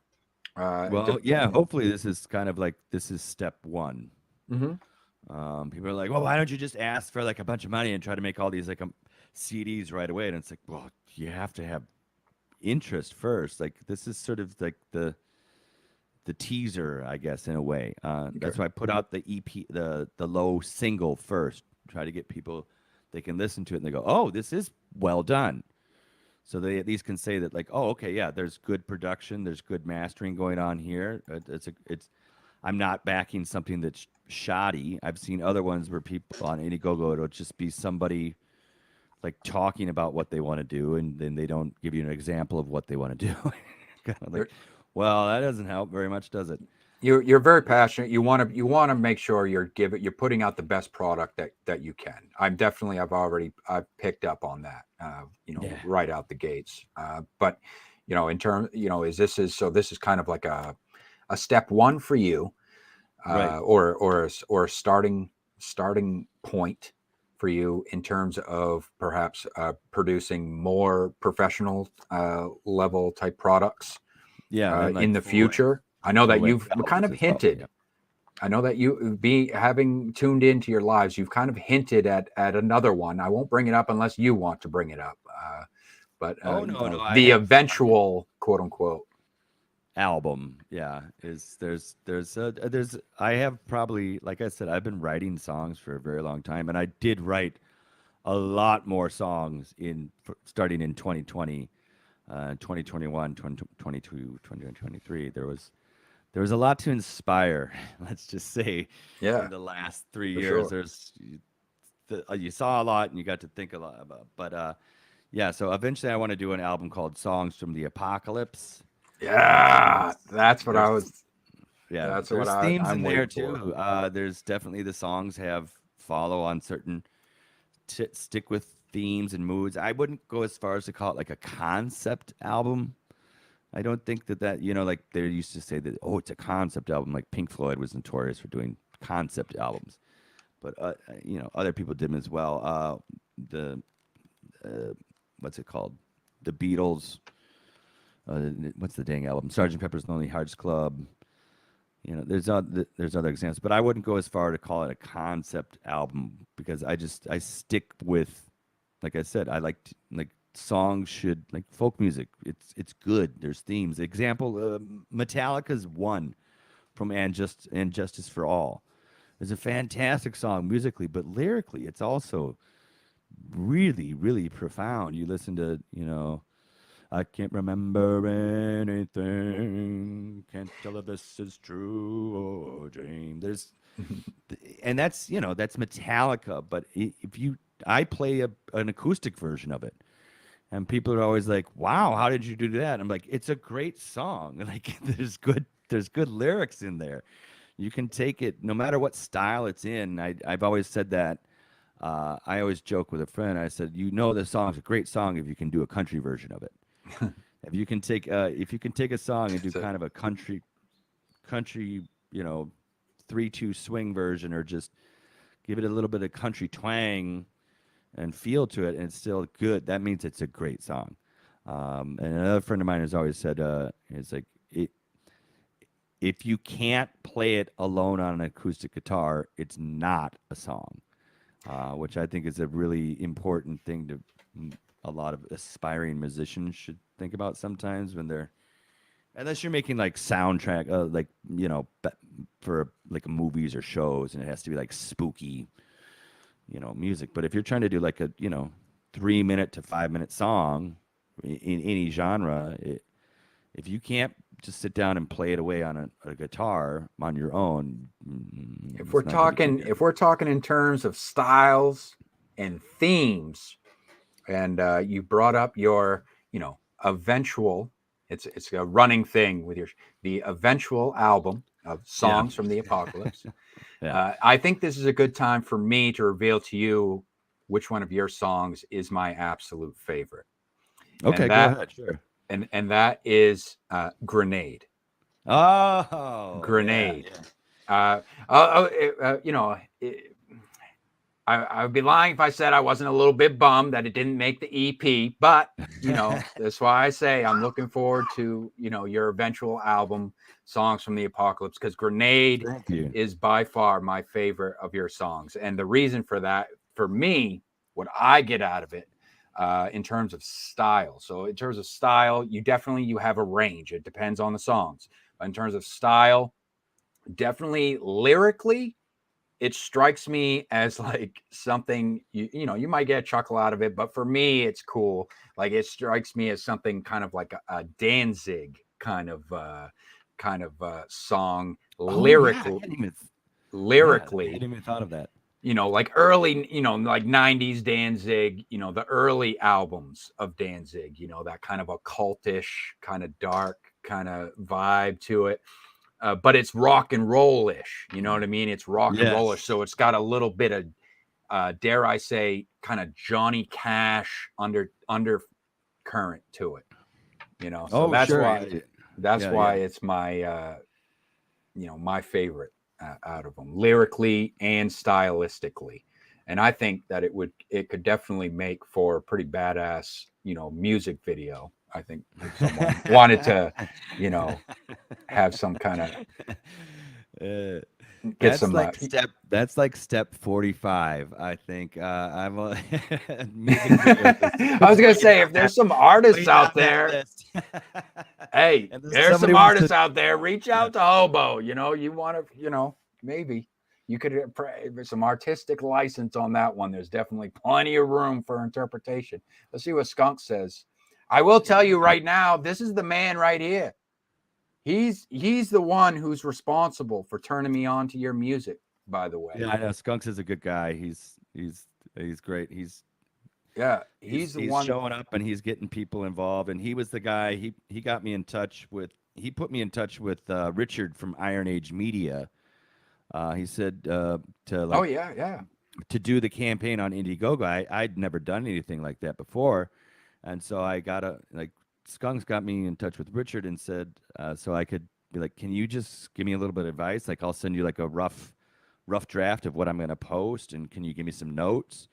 And so yeah, from Iron Age Media, he gave me some really good advice right away. He's like, go no, don't put this there, put that there, get right into that. So he helped a lot, and Skunks has been very supportive as well. He's backed the campaign, and Good to yeah, he have does his someone in your best to. corner, man. Yeah, it's good to have someone in your corner. He's a very talented artist on his own right. He's a visual artist. He can draw and he can computer animate things too. Computer illustrate, whatever, one of the two. Yeah, Well, yeah. I want to thank you for taking the time, showing up, and joining me here on the live stream. And I wish you all the best, man. And I hope your project is a success. It's definitely something that I am excited to see be a success, because I want that damn Songs from the Apocalypse eventually. If not, then at least get that Grenade as your single for that album. As a single, okay. That's my 2 cents on that. Yeah, you had mentioned Danzig. That was interesting. I'd always thought lyrically, it always reminded me of "Sympathy for the Devil," Rolling Stones. Oh, okay. So see, there's a difference there. It all comes down to interpretation. But I'm telling you guys, any of you guys, you know who I'm talking about with Danzig. If you hear Hobo's song Grenade, you tell me there isn't, you don't hear some Danzig in those lyrics. Even if it's unintentional. That's what I got out of it, at least. But thank you. Very cool. Thank you very much for having me on, Jonathan. It's great. You're doing a good show too. I like what you do. A lot of times I'll just I can't always watch it, but I'll listen. Right, always have it in the background. I love it when you do the readings too, when you read little blurbs from stories as well, and just supporting people in this way. It's so much more needed, and it's rather than being like, because I did put up the Indiegogo thing, and now I'm just bombarded by like messages from people that are like, I can get you backers. I'll help you do all your marketing. And you're like, it can be, I know what you mean. It can be rough to know, who's kind of legit and what's going on. Because unfortunately, it just comes with the territory in the indie scene. There are a lot of sharks out there who just kind of want to take advantage of people who really are just, are in it for the art, and they're really just want to try to get their product out there and just create something fun for people to discover. But yeah, I hear that. And that's really what I try to do, is just create, a easy, no hassle kind of environment where we could come together and we could talk about these projects. So I definitely, again, thank you for sharing your time with me. Thank you very much. And I know that you're legit because you've tuned into the show as well. So I dig it. That's another good thing. I want people that are like, I want to talk to people that are like, I like it. Rather than being like, I noticed you're trying to raise money. Let me help you raise money. And you're like, yeah, it can be a little bit. But thank you. Before you go, I mean, is there anything that you would like to plug, or is there another creator or maybe a piece of work or another artist that you would like to give a shout out to? Off the top of my head, it's Skunk's Workshop. I just find him on Twitter, Skunk's Workshop, and Skunk's Artwork. He does great visual work. I also want to just promote the Iron Age Media. That's a YouTube channel, but also that for writers. I think you're involved with. Are you involved with that? With the writing prompts that they put up. I've had Richard on the show before. Right. Yeah. We were talking about his magazine. Great stuff for writing and illustration, and just that he supported me, so I shout out to him. What you do musically, I don't know anybody right now that are doing anything other than like what I'm doing right now. Off the top of my head, I can't think of anybody, but you can find me. I'm on Twitter if you want to get a hold of me, at the Hobo Sermons. I'm also on Facebook for the older people or people in just different outside of the U.S. that still use face. Boomers, yeah, boomers are good. There's good boomers out there. Yeah, I got a few in my chat. I have my YouTube channel. Yeah, I believe you can just do you should be able to put in for all you Hobo guys Sermons. listening, not to cut you off, Top but all 30. you guys listening, I will have all the pertinent links down in the okay. show notes, so you don't have to worry about that. Then, But yeah, no, I thanks, just man. shout out to Skunks for what he's doing. Shout out to Iron Age Media for what he's doing as well, like getting writing prompts, like getting people to like engage more, and a real big shout out to you, Jonathan, too, just like getting people to know that these are books, these are things that are out there. Like Thanks, you won't get that from, it's not gonna like that your targeted ads on. it can be YouTube, difficult to TikToks. discover what's in the underground Exactly. scene, because the thing about the underground scene is so vast. There's It is very so big. much out there. It's not just books. It's not just music. There's indie game development now. There's Yep. there's always been indie film as well, which is a whole nother beast all in it and of itself. But yeah, it's vast, and it can be difficult to find legitimate places to discover works. But I appreciate you, man. Take the time, and I'm excited for your project. And I hope you have a great rest of your day. All right, you too. Thank you very much, Jonathan. I appreciate it. Yeah. I know it's Tuesday. Check it out, where you're everybody. at, actually. It's morning. Yeah, it's 9:30 in the morning right now. So hey, take care, I'll man. have to go make more coffee. Okay. Thank you very much. Take it easy. See ya.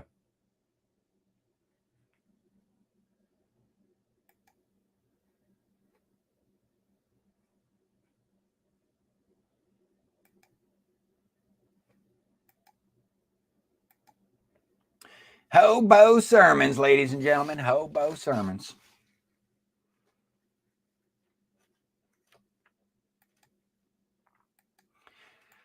See what we got going on here. Herman. Yo. What's going on with you?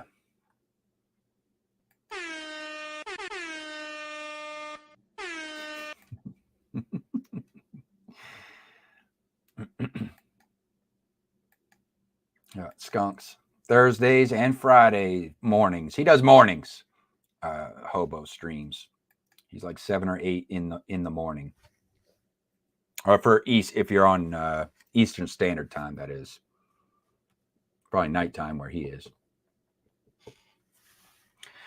All right, let me bring up the rest of these announcements here, and then we'll get right into some reading time.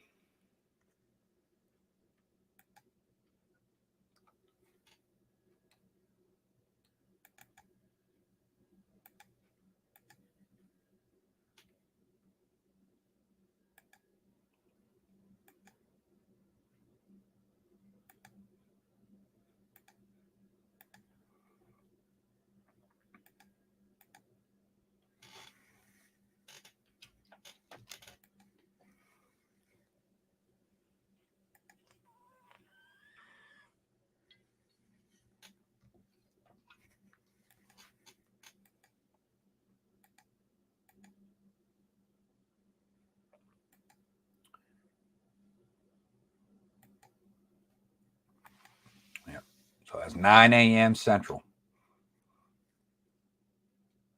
That'd be actually 10 a.m. Eastern Time. Thanks for that. All right. So for you guys, you have any projects that you're working on, your reviews, how do you share these links? How do you get involved in the show? I really enjoy, like I said, I've mentioned before, well, maybe I haven't mentioned it live on the air, but I'll tell you right now, I do not plan on monetizing this channel, you guys. You hear it here right now. I do not plan on monetizing this YouTube channel. Okay. If you want to make contributions in that type of way, there are ways of going about doing that, but that's not what this show is about. Okay. This is literally just because I want to be involved with the indie scene. It's fun for me. It's a community-based activity that I personally enjoy. And I enjoy putting on these shows for you guys. But the only way that I'm going to be able to continue to do that is if you guys share links with me. Okay. And couple ways that you could do that. Every week I go on Twitter. Every week I go on Twitter 3 times a week when I'm doing my promos for this show to kind of raise awareness. I'll share a highlight video, and I do writers lifts on Twitter to kind of generate some new eyeballs for the show while simultaneously doing a promo, which actually kind of advertises everybody's work who was on the previous week. So there's a lot of stuff. There's a lot of layers to it that's happening simultaneously here. And then another way is you can join one of the servers, okay, one of the group servers. So there's an open invitation. The links to that are always in the show notes down below, right from the get-go. So you can check those out. Do yourself a favor and join the Gilded server, or join the Discord server, or join them both if you want. And I have all these different channels already set up, and you can just hop right in there. Don't think, just share your link. That's the motto of this show, okay? Don't think, just share your link. So whatever you got working on, the point of it is for you to be able to use it as a resource, okay? And it helps me because I like to plan these shows. If you haven't noticed, I like to plan these shows out ahead of time. So I want to have shows planned out ahead of time for you guys so I can kind of deliver a nice structured kind of each episode is a nice structured kind of deal here for you guys. So you can join either of these group servers. Just look for the respective channel and just start sharing away. Share away, share away, share away. Don't worry about whether or not you think that it's appropriate for the show. That's my job, okay? I will decide what stuff is appropriate for me to share on the show, okay? So just your job as the creators, as the artists, is just share your links to keep me on the up and up with what's going on with you and your projects, and then go right back to producing, creating, and you just focusing on putting together your products and your art. Okay, that's at the end of the day, that's what I want. And you can network with whoever you want on there, but there's no expectations of you, no requirements of you. You don't have to engage in small talk. You don't have to check in daily. You don't have to be a level 5 before you start sharing stuff with me. No, right out the gate, join the group, bada boom, bada bing, start filling up all those channels with your links. As many links as you want. Don't worry about it. I will curate the shows. I will put the shows together. You just share the links. The reason why I want you to share your links is twofold, because one, it requires you to step out of your shell a little bit. It requires you to take action.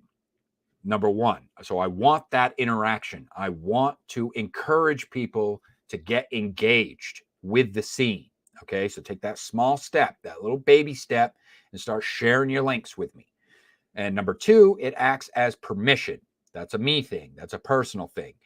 When you share your links with me, that I treat that as you giving me permission to talk about your product, your projects on the show. Okay. Whatever I got to say about it, it gives me that, alleviate me a little bit of that kind of pressure. It's like, oh, I don't want to offend anybody. No, if you're giving me permission, just bear in mind, if you're giving me permission, I'm not, yes, you've watched the shows. I never try to be too harsh on anyone, but I'm also going to keep it real too. I'm not trying to blow smoke up anyone's ass. That's not what this is about. This is about raising awareness for projects. I'm just saying, hey guys, these are the projects that are out there. And maybe I'll give my 2 cents. Maybe I might every now and then share my first impressions. This isn't about trying to give a formal critique or anything like that. That's something completely different that I do. This show is just about raising awareness for the projects that are in the indie scene. And I want to raise awareness for the people who are being proactive in the scene. So not the people who are sitting on their hands or just sitting back, relaxing, kicking their feet up, waiting to be discovered. I got news for you people. That's not how you get discovered in the indie scene. The indie scene is a community-based activity. Keyword activity. You got to be active in this scene. This ain't Hollywood idolatry. Okay, don't sit back and wait for people to discover your greatness. No, you got to get your hands dirty, you got to get your feet wet, and you got to get out there and just start making some moves.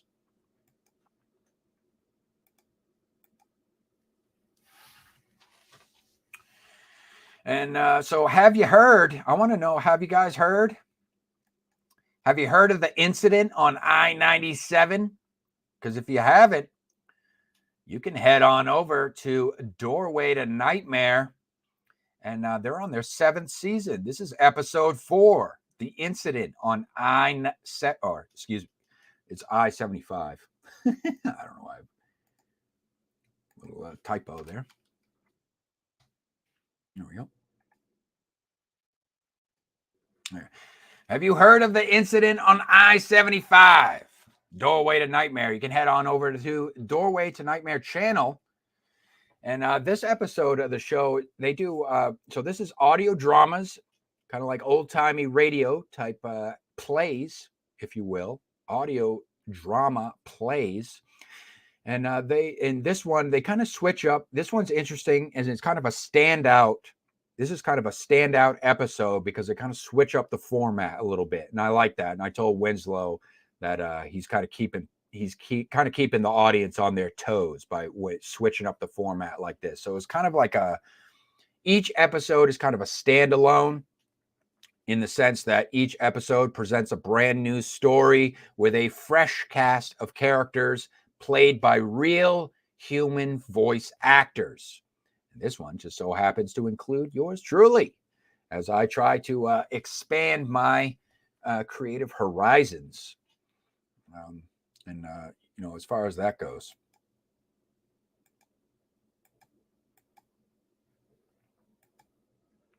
And talk about expanding your creative horizons. I got a project, an opportunity for you guys.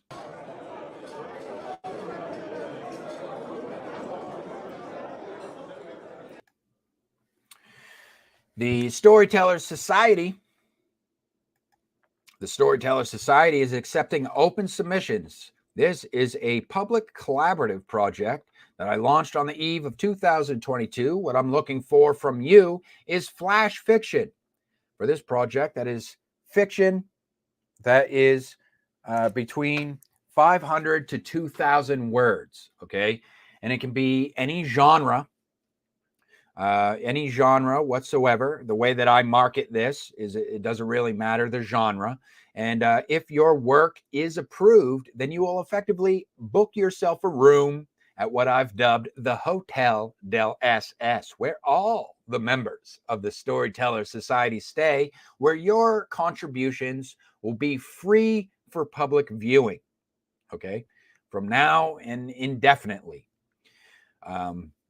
So this is kind of like an outreach. Think of this kind of like an outreach deal where it's like I'm trying to create some opportunities for my peers in the writing community, if you will. And for those of you who, might have something that you'd want to share with me and get some extra marketing juice, if you will, while simultaneously kind of building a peer-to-peer relationship with yours truly and network in that way. And this is a non-exclusive deal. This is not a commercial project. This is not an anthology. This is not something that I make money from. This is just simply people coming together and wanting to collaborate for the sake of the art form itself and sake of the craft. So this can be, your submissions can be non-exclusive in the sense that this can be something that you've published somewhere else, so long as you hold the copyright and you can give me license to republish it on my blog. And last but not least, if you want to stay on the up and up with what's going on with the whole brand of Live Free, Live Rich, you can subscribe to Live Free, Live Rich Weekly right on the homepage of the website, www.livefreeliverich.com. Right on the homepage, you can subscribe there. You will get once a week, I send out a newsletter on Saturdays, and that will provide you with all the pertinent links from the previous week. if you would just like to stay on the up and up with what's going on with the brand. And if you have some news to share, feel free to do so. This could be things like if you have your own anthology projects, you're looking for writers, whether it's paid or unpaid, whatever it may be, something you're looking for, blog submissions, you're looking for, you're running a book club and you want to get some new members for your book club, or you just have a single reading event that you would just like to be announced. Anything like that. Again, like I say, when in doubt, just share the link. Don't think, just share the link, and I'll fit it into the show however I can. Let's move right along into the next segment. We have some reading time tonight.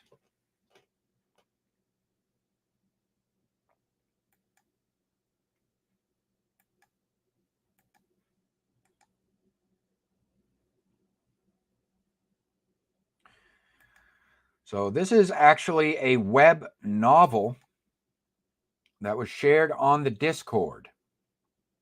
Okay, we're going to be checking out chapter 1 of The Villain Can't Lose by Jerry _. This comes via his webnovel.com.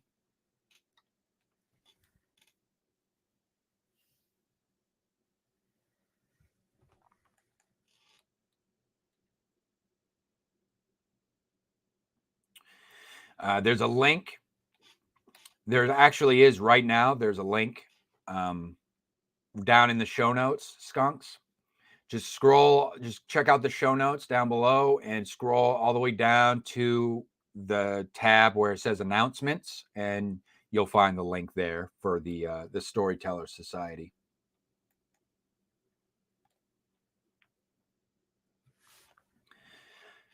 All right. All right, let's go.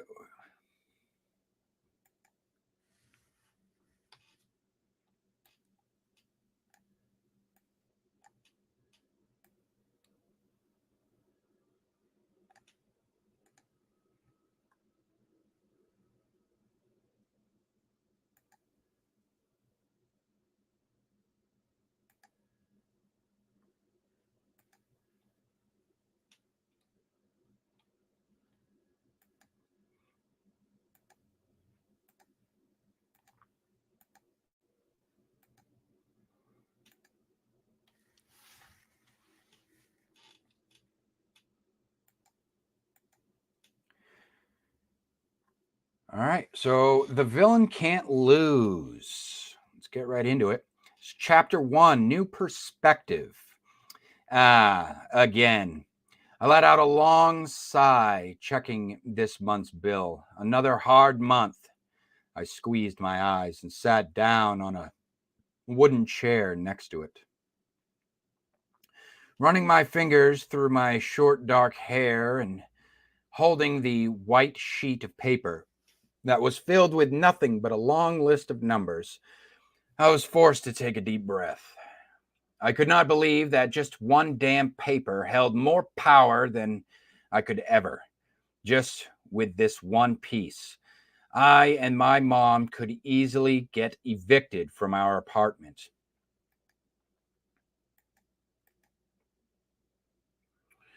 Raising my head, I looked at the clock in front of me. The last time I went out was a while ago because I was tired from work. So yeah, it's been a long time since I didn't go outside, thanks to letters like this.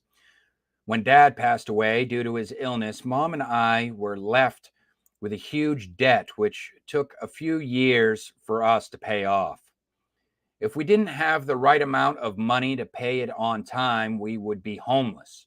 But since Dad died, Mom worked harder than ever just so that she could make sure our house had food on the table every day.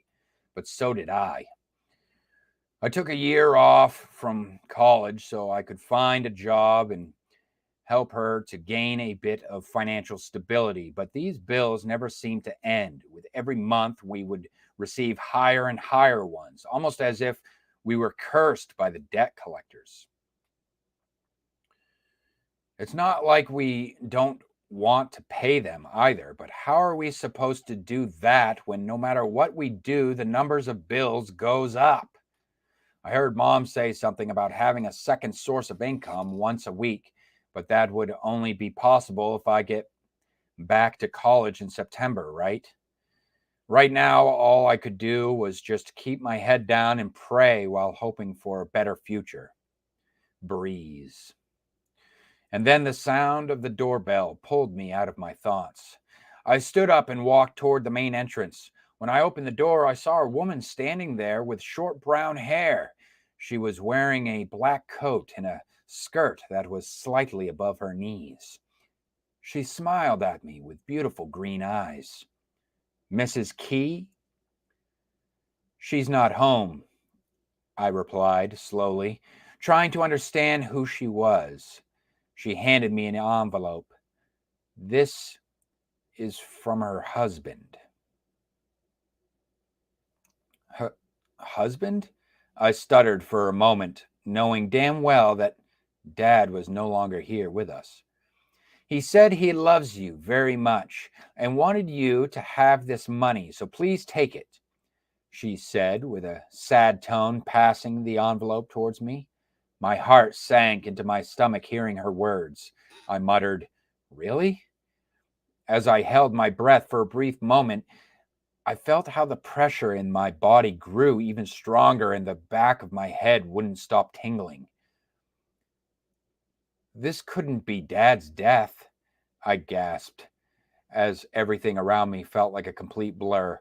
The woman shook her head. No, dear. Your father told me to give this to you before your 22nd birthday. Her voice sounded soft and genuine. Now that my job here is done, I will leave.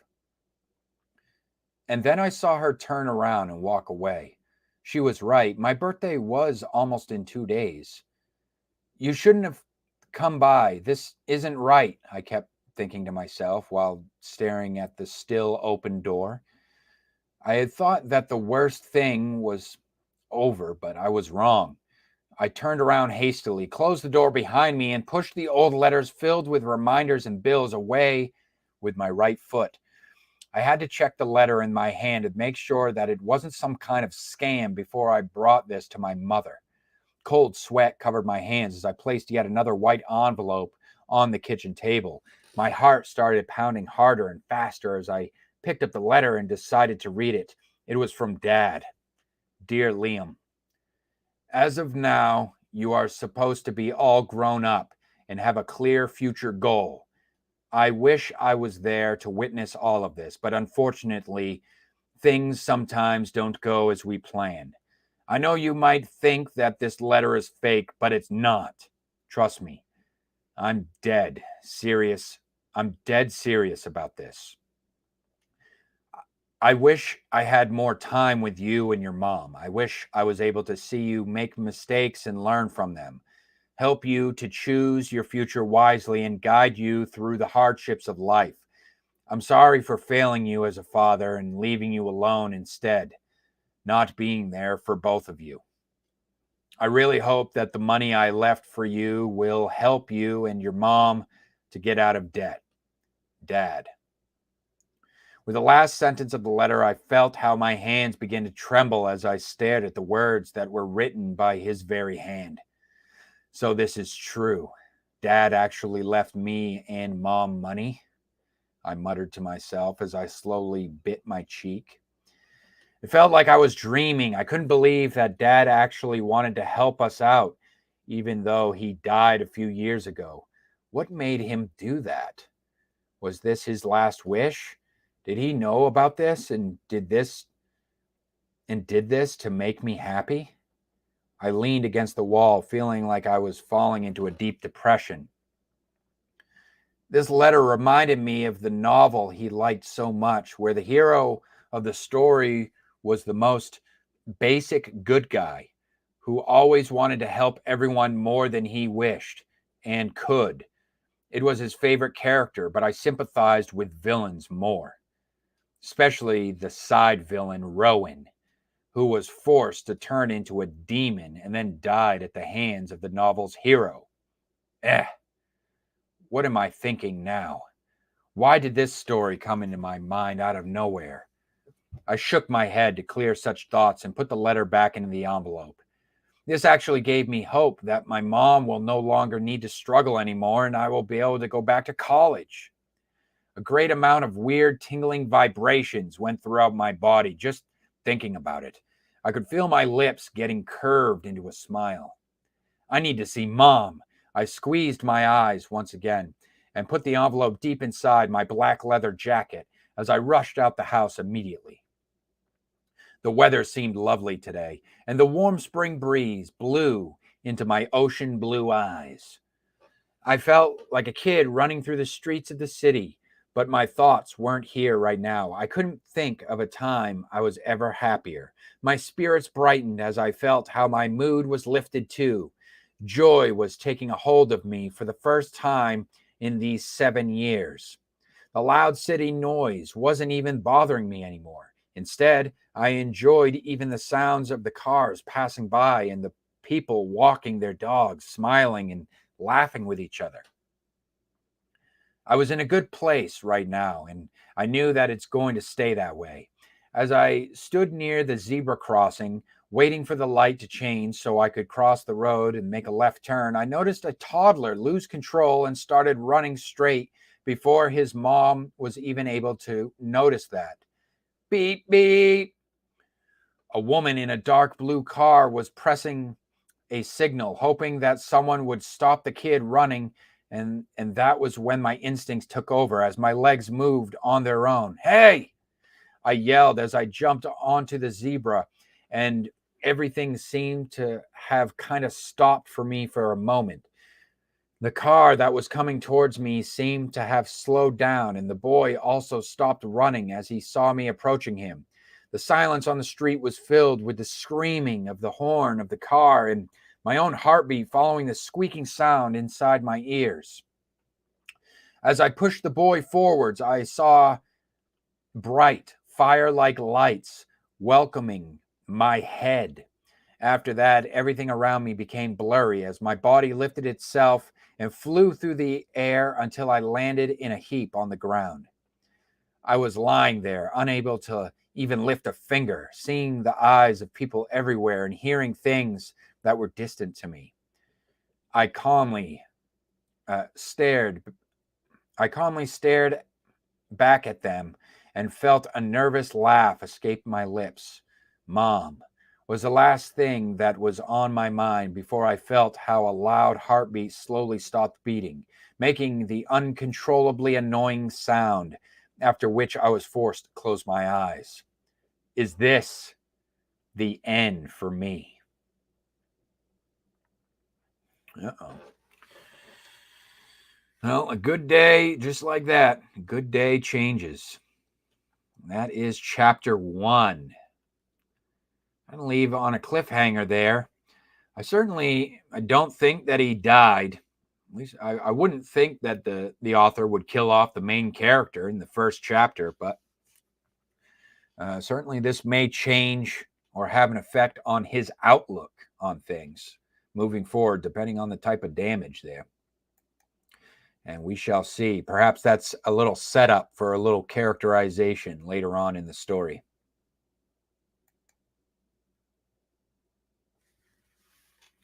That is reading time. If you guys have something you'd like to share with me that you would like me to read from your own blog, whether it be, or it could be from a third-party site, like that one was from webnovel.com. I've read stuff from Wattpad before. I've read stuff from Kindle Vella before, Royal Road, Medium.com, Substack, all the above. You guys can share a link with me so long as it's free for public viewing so I can get access to it, and I'll read it live on the air. And I want to let you guys know that anything that I ever feature here on these live streams, you're welcome to download these shows, okay? If I've ever featured any of your work on these shows, you're free to download any of these shows. You can edit them however you like. You can do clips if you want. For your own marketing and advertising purposes, okay? And if you want to give me a shout out or link my website, of course, that would be greatly appreciated. Now, before we get into tonight's featured media, like I say, we're going to be checking out something from the EP, Hobo Sermons EP. But before we do that, we got one more. And before we wrap up the show, I got one more segment to get into for tonight, which is kind of a staple of the Monday night live stream. And that is Hot Topic for content creators.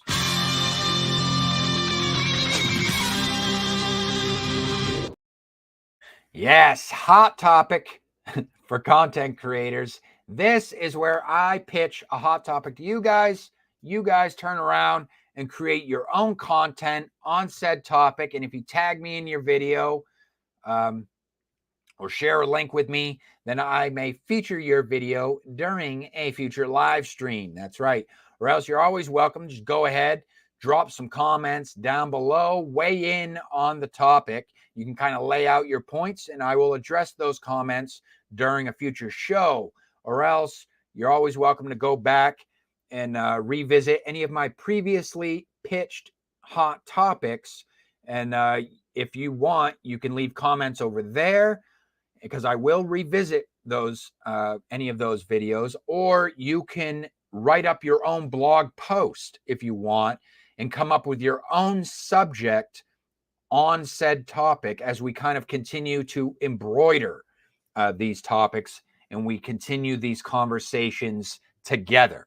All right. I really want this to be like an open forum, a back and forth, not just me talking at you guys about these topics, but you guys actually weighing in on it with your own opinions, your own outlook, and coming at it with your own. You may have your own subjects and your own 2 cents on the matter and come at it from perspectives that may have been lost upon me. All right. I really want this to kind of be like, we could be like pen pals or video pen pals, if you will. And tonight's topic of discussion, we're going to revisit. This is a new, brand spanking new topic that I have yet to cover any subjects on. And that is merit versus market. Yes, that's the prompt for this one. So really, this comes down, this can cover a numerous amount of subjects with this topic. And when it comes down to your opinions, what does it mean to have something to have merit, whether it be artistic merit, merit in one's work, how that pertains to, or how it's affects or leaves an impact on the market itself, or vice versa. The market having an impact on an artist's merit. Does the market have an impact upon merit? And how that could perhaps affect the integrity of some work, and how people perceive that work. So you see, this is a pretty broad topic, a lot of different angles that you could come at it. So tonight, what I've done is I've pulled a meme. Actually, this is not something that I typically do because I really don't care about memes for the most part. I think memes are kind of retarded. They're kind of just prepackaged thoughts. But you know, they do serve a purpose in some sense, as in terms of sometimes they could be conversation starters. So that's going to kind of what I am going to use this for, and kind of launch this subject tonight. So I pulled one that I've noticed on Twitter. Okay. So this is something that you may have seen people from, indie artists, authors, probably most likely sharing, whether it be on Twitter or in Facebook groups or something like that. That's this right here, this little meme right here.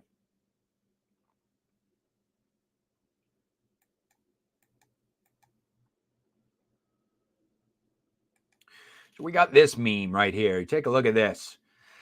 Just run down, or this little info graphic or whatever you want to call it. It's basically just a meme. I just consider it's any kind of like anything that's got like some text or some imagery on it, and it's just easily shareable. It's stuff that's meant to go viral or anything like that. And multiple people share it, regardless if they're the one who came up with the idea or not. It doesn't matter. So that's what a meme is to me. So it's basically, it's a prepackaged idea or concept that other people can share around. So for this one is how to support authors without spending any money. And usually this is coming from somebody from the indie scene. It says, review the book on Amazon. Well, first, right out the gates, if you're going to review a book, you're going to have to probably read that book. So I would say that, yeah, it's not always the case that you're probably going to have to spend some money somewhere if you're going to review a book, because that implies that you're going to have to read the book. But anyways, review the book on Amazon, review the book anywhere. Follow them on social media. So yeah, technically that is a free way to kind of support authors, is to follow them on social media. Post about the book online. Tell a friend or 20 about the book. Yeah, do some marketing, do the heavy lifting for the author. Say hi.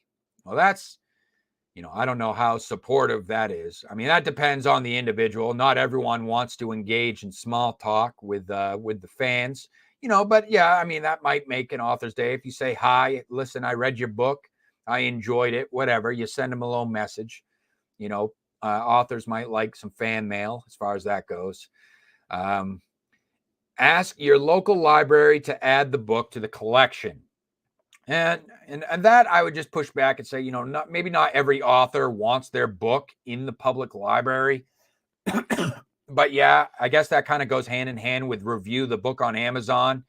If the book is in the library, then yeah, you can read the book for free in that case. And then in which case you could take the time and leave a review.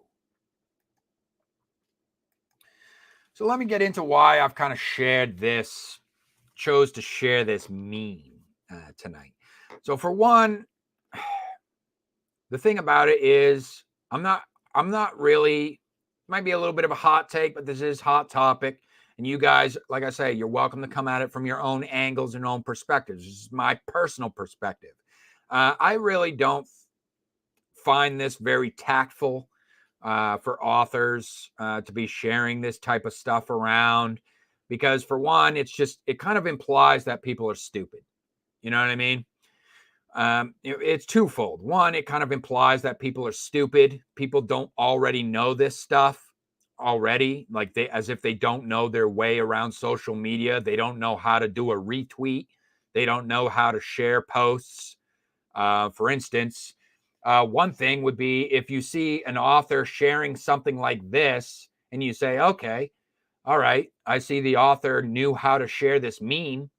So let's go to their profile now and see how many other people's books that they're retweeting or they're sharing on their own social feed. You're kind of setting yourself up to kind of put your own foot in your mouth if you're not that type of person. In other words, you're just a me type of author. So there's that. That's why I'm not, it's one of those things is if you're going to share something like this, make sure that you are that guy. You are that guy. You're the guy that's doing all that stuff yourself. You're someone who reads indie books. You're someone who reviews indie books. You're somebody that follows other authors online. You are somebody that tells your friends, or you tell other people. You're the one that tells your friends, tells your family, and tells other people about the indie books that you read. And you have taken the time, which I can't be honest. I'll be honest with you. I haven't heard of anybody who's ever said that they've taken the time to go to their local library, even from Booktube. I haven't heard of anybody who's ever taken the time to go to a library, physically go to a library and suggest that the library, pick up a certain book, an indie author's book.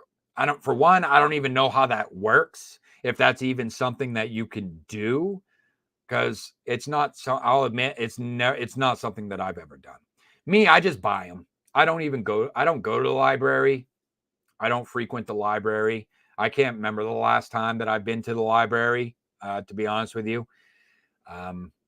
So when I want to read a book, I just buy it. And with indie books, I'll say right now, for me, my method is Kindle. That's why I picked up a Kindle Fire, is because I knew that once I started getting involved in this indie stuff, that there was just going to be, my TBR list was just going to friggin' explode. So that's why I went digital. That was the kind of the straw that broke the camel's back and pushed me to kind of get into the digital space as far as ebooks went. Because before, I mostly would just collect physical books. I do have my own personal library here at home, but mostly that's, you know, me collecting the classics and you know, that type of stuff. I do have some physical copies of indie books that I've collected here and there, or have been, you know, I won by participating in giveaways and stuff like that I chose to participate in. But that's about it. Mostly I just, but I have absolutely no issue dishing out cash. I mean, dishing out money for ebooks. No problem whatsoever. And I've done it numerous times. But yeah, so right out the gates, I say it's kind of rubbing people. I feel like you're going to kind of rub potential readers the wrong way, or, you know, potential customers the wrong way if this is the kind of stuff that you're reading, because you're insinuating that people are stupid and they don't know their way around social media, because people already know this, because they do it every day when they share mainstream media, right? People have no problem sharing mainstream media, talking about mainstream media, and idolizing mainstream artists. But the question is, why? Why are people doing that? Or why is it so easy for people to do it with mainstream stuff? And it seems so difficult for the average person to share indie stuff, you know? And I have my own kind of speculate on this a little bit, and that's, you know, what I kind of want to get into with this subject. You know, why is it so hard for some individuals to treat indie artists with the same level of enthusiasm that they may have for a mainstream artist? You know, and I feel like, you know, this is an interesting question. It's an interesting question because, you know, not only is it kind of a loaded question, you know, because there's a lot of different directions that we could kind of take this, but it also may vary depending on, you know, who is, you know, who it is, who's looking into this work, you know, who wrote the novel. I feel like that might play an integral role to it. I think that it's so easy for people to share mainstream artist work or mainstream works is because there's already kind of a buzz around it. I feel like there's a sense of, almost like a sense of community there. There's a sense of, there's already a sense of belonging there. People don't feel, because it might feel uncomfortable for some people to talk about obscure work that maybe nobody else has ever heard of before. I think that might be a part of it as well. Because with mainstream work, it's like there's already a built-in audience, right? There's already other people. I think that's the key thing. There's other people, for individuals to talk to about said work. In other words, and then figure out how they relate with one another on said work. That's part of the culture. That's pop culture. Okay. But the indie scene is different. The indie scene is a culture in it and of itself, but it's different though. It's a different kind of people. It's not people who are into idolizing artists. It's really just about, it's more, the indie scene is more of a, what I would say, a peer-to-peer kind of community. The vast majority of people that you're going to interact with in the indie scene are going to be people who are artists themselves, who are authors themselves. you're going to find out the vast majority of the time. I'd like to change that over time. I'd like to see that kind of change and kind of alleviate that stigma and make it acceptable perfectly, or make it more comfortable, I should say, would be the key word. Make it more comfortable for the average individual to not only become a customer in the indie market, but feel comfortable to, talk about indie works, even if it's in kind of a general sense. Like, it doesn't necessarily have a hardcore fan base of people that are going to come out of the woodwork and talk to them and be able to relate, but at least do it on a level of like, hey guys, I discovered this book in the indie market, thought it was really cool. It's sci-fi.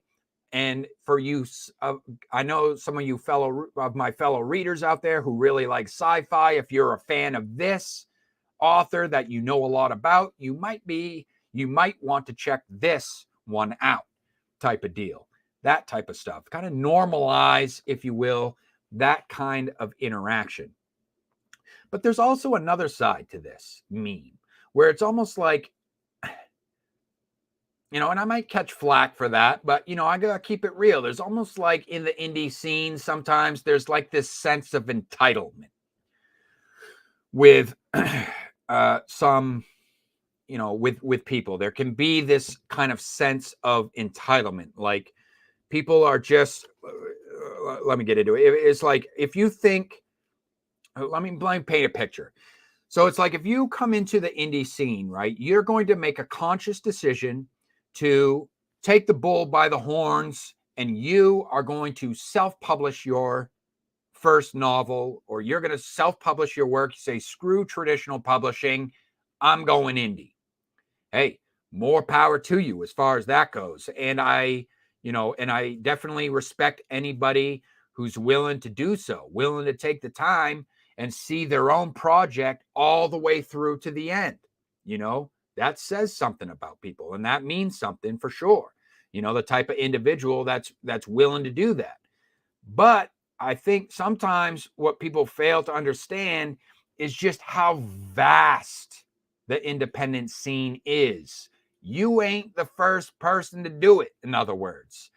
There are many people out here doing the same damn thing in terms of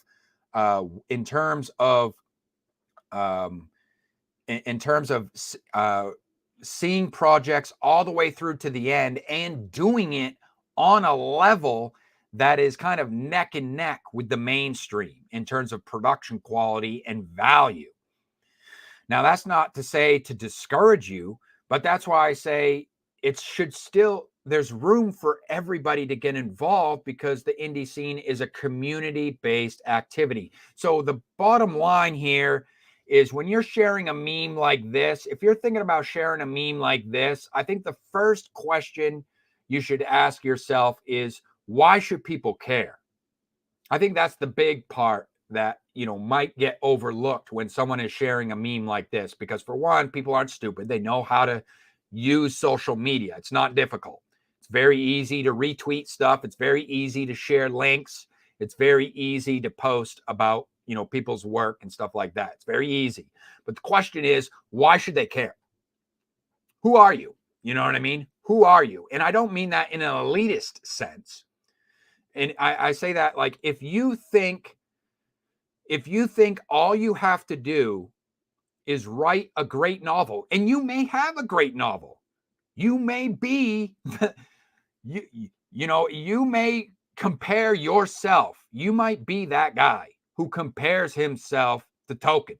You might be the person who compares himself to George R.R. Martin. You might be that guy. Okay. And maybe your work stands up. Maybe your work speaks for itself in that regard. But I have to tell you, if you're going the indie route and you think all you have to do is just write that great novel, and then you're going to be able to just click publish, and then from that point on, all you have to do is just sit back, relax, and rest upon your laurels, and people are just going to come out of the woodwork and discover your greatness, I got news for you. Don't hold your breath. You know what I mean? Do not hold your breath as far as that goes. That's not how the indie scene works. There's more you're just getting started. Welcome to the show. As far as that goes, you've accomplished something great. I will give you that much. Great in the sense that you've proven to the world that you're not someone who just writes checks their ass can't cash. No, you set out on a goal to accomplish something, and you saw that goal all the way through to the end. And for that, I commend you. Okay. But that's just the beginning. That's just the beginning. All right. So to take it a step further, it may not be enough. And to take it a step further, it may not be enough to just make people aware that your novel exists. Because literally, literally millions of novels exist out there. Okay. So now, again, like I say, this begs the question, why should people care? And as time goes on and I continue, I'm very much involved in the indie scene, and I continue to kind of do these live streams, and I'm reading a lot. I'm discovering a lot of different works. Okay. I've read a lot of freaking blurbs at this point. I've talked to various authors, and I've heard various different points of view and experiences. And when it comes to these novels, there are a lot of novels. Like, say, for instance, if you're into horror, well, there's different genres of horror. There's like subgenres of horror, and there's a whole horror community out there. It's like a subculture within the underground culture, if you will. And there's a lot of stuff out there that might be similar to each other, pretty much the same damn thing. So now you got to ask yourself, well, am I going to give this book a chance? Am I going to give this vampire book a chance? Or am I going to give this vampire book a chance? Am I going to give this, werewolf, do I want to read this, werewolf book or story? I was going to say werewolf erotica, but I don't know if that's a thing. That would be weird, but whatever. You know what I'm getting at. In other words, whatever suits your taste. Say, for instance, if you want to get involved in the indie scene, the point that I'm making here is that you are a fan, you're a customer coming into the indie scene, and you're like, well, my interest is Twilight. I like Twilight. I want to read books that are like Twilight. Okay. There are probably tens of thousands, if not hundreds of thousands, of kind of fanfic type of books or novels, if you will, that kind of like capture that Twilight-esque kind of narrative. Okay. Literally hundreds of thousands. So now the customer is in a point where it's like, okay, why should they care about your particular Twilight-esque book? And that's where the engagement comes into play. That's where the interactive part comes into play. That's where the accessibility comes into play. Because with social media nowadays, it's like, who's active on social media? Are you just going to pick some obscure novel that was published 10 years ago by an author that is no longer even involved in the scene? Like, they just disappeared, and their last social post was from, February 2012, and they're just gone and out. You know what I mean? You think about it from the reader standpoint, what's your incentive to read a novel like that? Take the time to reflect upon the material, take the time to think about it, kind of marinate upon your experience, and then write an extensive review on that particular piece of work that ultimately nobody else in the world really knows exists. You know what I mean? Or at least not since 2012. I'm just throwing out an arbitrary number here. So that's what I mean by like the indie scene. It's not your book itself. You may have written a great book, okay? But why should people care about your book? Why should people want to give your book a chance? All right? People know this stuff. And I feel like if people resonate with you, if people see that you are a real human being, maybe not necessarily you have to start a YouTube channel, you have to show your face online, but maybe you're just active in the scene in general. All authors are readers, but not all readers are authors in that regard. So maybe you do write reviews as well, or you at least do some social media posts where you are sharing some other people's books that maybe you have read in your spare time. You're not necessarily doing a review, but you're at least just saying, hey, I am involved in the scene and I'm willing to read indie books as well.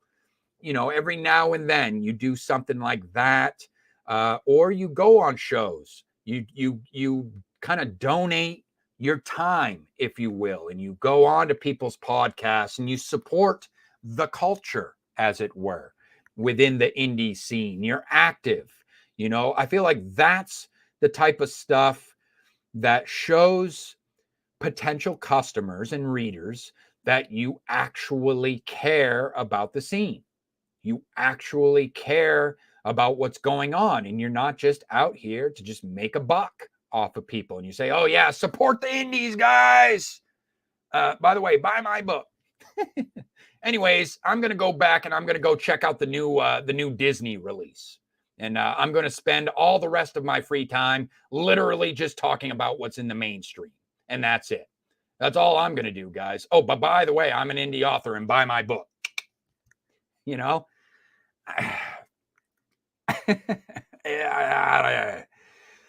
Hey, you guys let me know. What do you think? Okay, what do you think? Let's weigh in here. Let's see what's going on in the comments. Getting busy in there.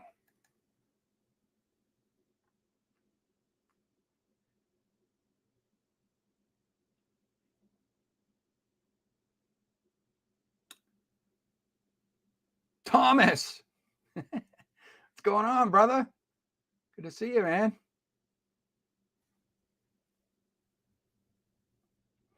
That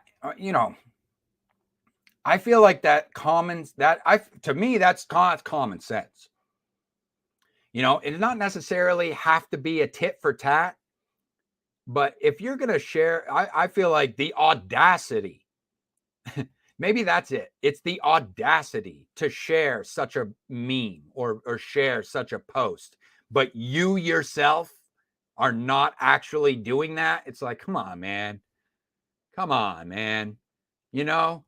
Ah, that shit gets under my skin sometimes, dude. But I'm willing to give people the benefit of the doubt. You don't want to, it's the type of behavior. It's like you don't want to call people out on it because you don't want to seem like a dick yourself. But it's like if you know, you know. You know what I mean? It's like, come on, man. Like, do you think people are stupid? If you're going to have the audacity to share a meme like that, just make sure you are going down and checking all the boxes. And that's something that you yourself do or practice on a regular, on a regular, if not at least once in a while.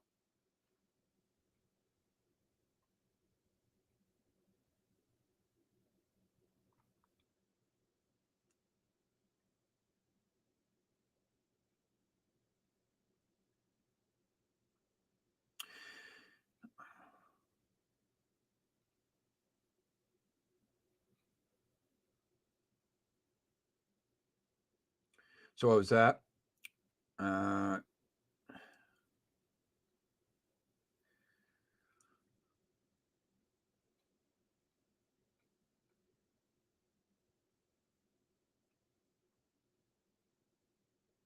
What's that part you say? What? I guess I need some context on that part. You say was just there the other day and asked them about that. Was this something else? Is this pertaining to something else?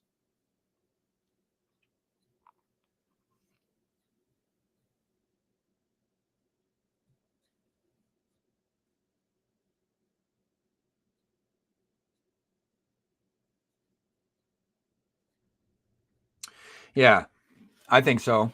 Thomas says they push mainstream authors. So this is like, the average consumer out there still wrapped up in mainstream pop culture. Why? Because there's built-in audience. There's built-in audience, which is why I want to kind of push for this, like almost like an initiative, if you will. Almost like pushing an initiative out there to start highlighting and shouting out people who are giving indie work the time of day, regardless of their opinions about it.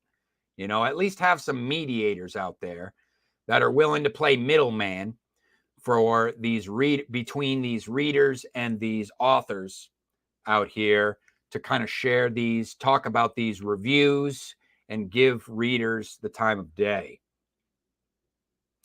Thomas says they push mainstream authors because of the emotional connection with their brand. I mean, they're familiar with it. And that's why, but the thing about it is what gets under my skin is indie authors that do that shit. And they say, oh yeah, this is how you can support indie authors. But then they themselves never fucking do it. They themselves turn around and what are they doing? They're talking about Netflix shit. They're talking about Disney Plus shit. Why? Because that shit gets clicks as far as that goes, if they're a content creator. And it's like, what the fuck, man? What are you talking about? Like, I get it. People want to play the game. They want to get the clickbait. So they want to talk about stuff that is popular. But for me, that's not what this is about. That's not what this is literally for the indie scene. I don't care how freaking obscure it is. I don't care about the damn numbers. I want to interact with people who are interested in the indie scene, period, just in general. So, yeah, but I understand what I'm saying is I understand customers who want to talk about mainstream, who want to talk about pop culture because of that built-in fan base, because then they have other people who have shared in the experience, and there's something to talk about. There's a back and forth that goes beyond kind of the surface level, like what is it about? What genre is it? If you like this mainstream guy, then maybe you'll like this type of novel. It can go beyond that, kind of delve into the lore, talk about the characters specifically, the details, get into the minutia of the work. Yeah.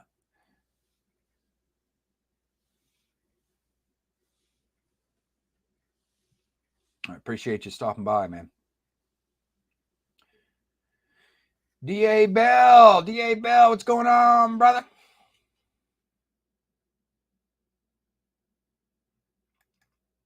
It's becoming easier. Even if you're not, it doesn't seem like it's easy for you to self-publish. You could always go with an independent label.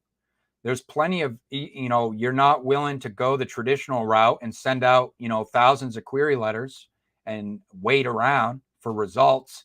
You could always you can query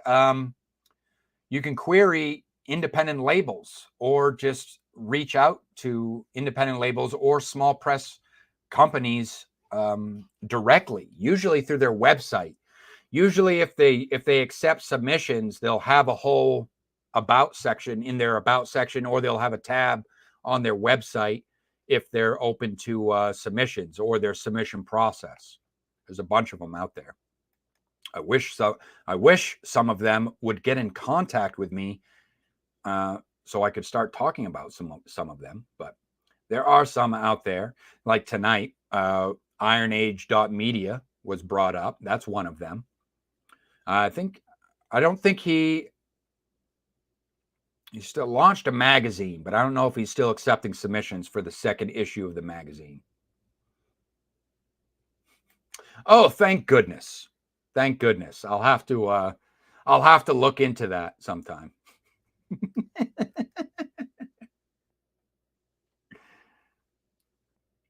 You too, skunks? I'm just kidding. I know you. That wasn't that comment's taken out of context.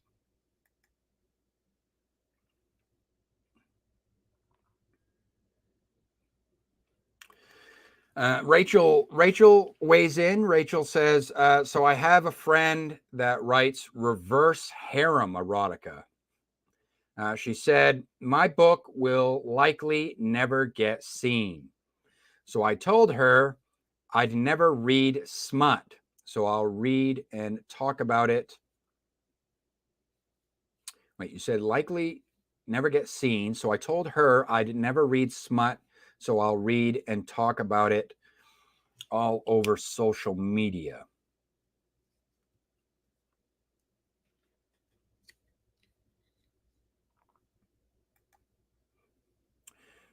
And she went into panic mode. You know, it doesn't have to be a tit for tat. I'm not a fan of the whole tit for tat thing either.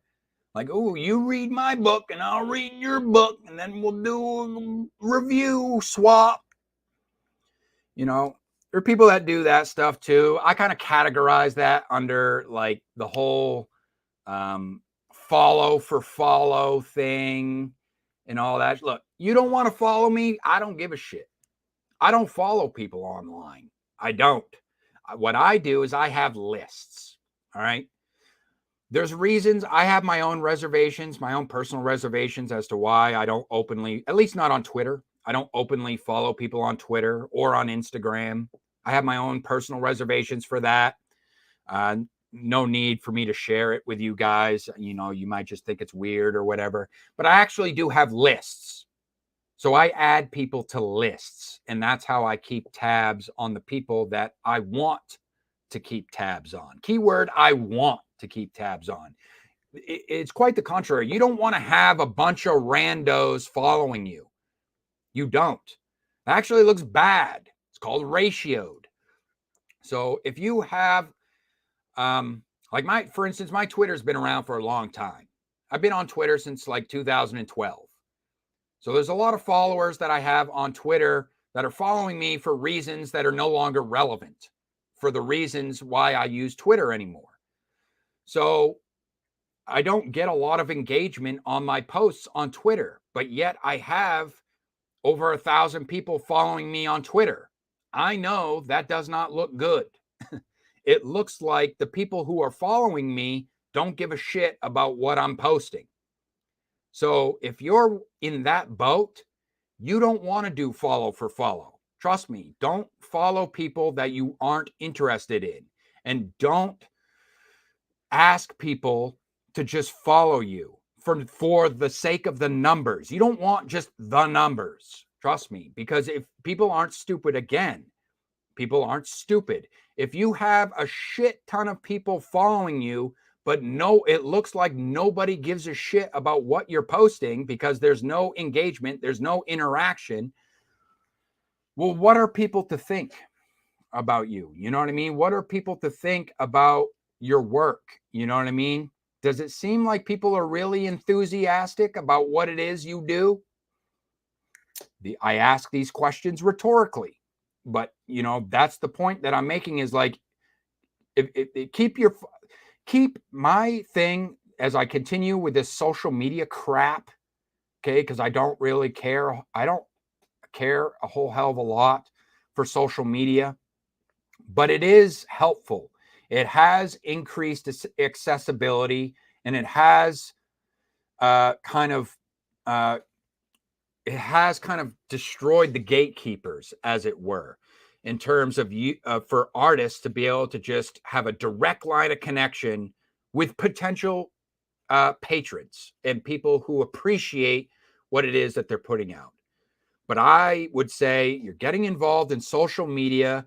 You're actually better off in the long run just keep your numbers low, or let your numbers grow organically. Just don't pressure. Don't put too much pressure. You never hear me saying, guys, do all the like and the sharing and stuff. Look, you want to like it, you go ahead. If you dislike it, fucking dislike it. Fucking no skin off my back. It literally does nothing. The like button is nothing to me.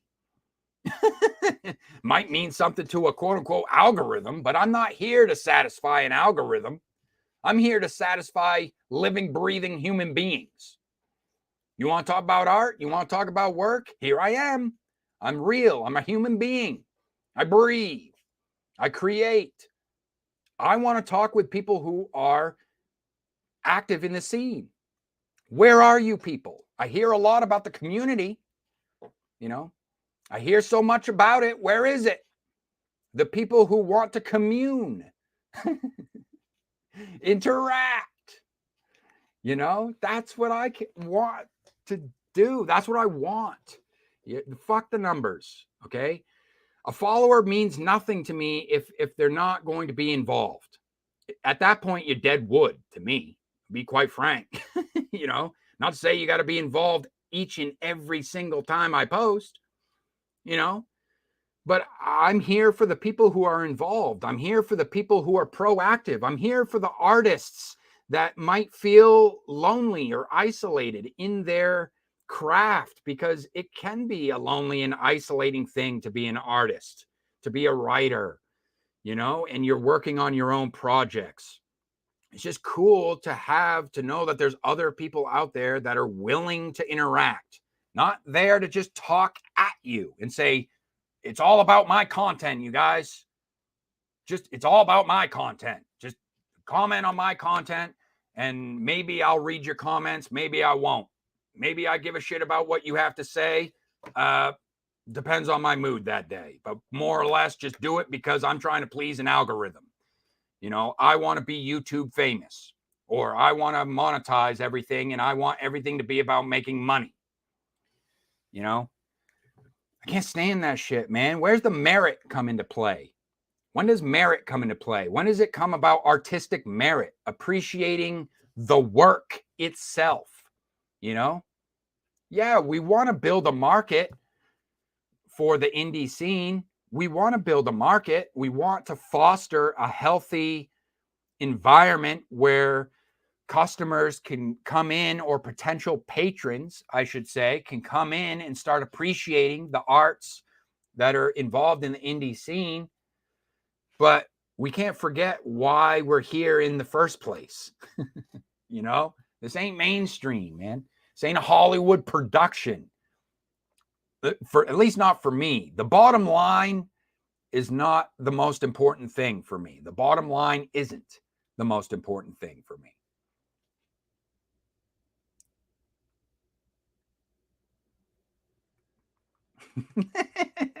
DA Bell, is that a little bit of a tell? What are you into?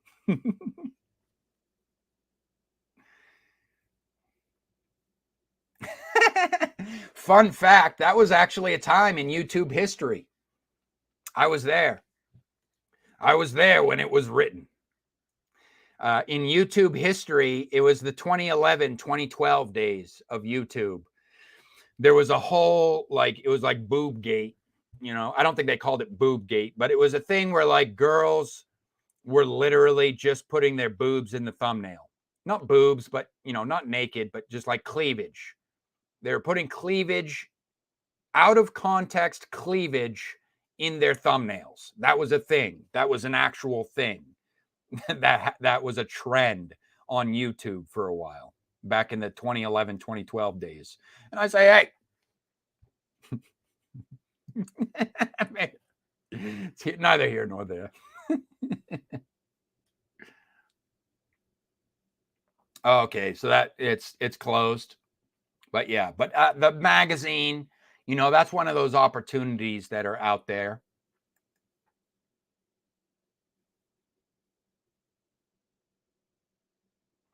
And I know nothing about that, Rachel. But I know it's it's just one of those things. I don't necessarily think it's I don't necessarily think it's a shitty thing to do. You know, if people are being honest about it, if people do their review swaps, you can't do that on Amazon though. I know that much. Don't be fucking around with Amazon. Don't be doing customer reviews. If you're doing Goodreads, or if you're doing, you know, if you're writing editorials for each other, you're doing like, in other words, like on your own blogs, you're doing like editorial swaps or something like that. You know, more power to you if that's what you want to do. I don't do that. I don't do that for people. Anyone ever comes to me asking for do a review swap, I'll just tell them no. You know, it's simple as that. I ain't gonna put you down or anything. I'm just gonna tell you no. That's just not how I do things. But yeah, it's some people do that, and hey, if you're being honest, you know, you like to give people the benefit of the doubt. But if people are doing that, odds are, unless you want to risk starting a flame war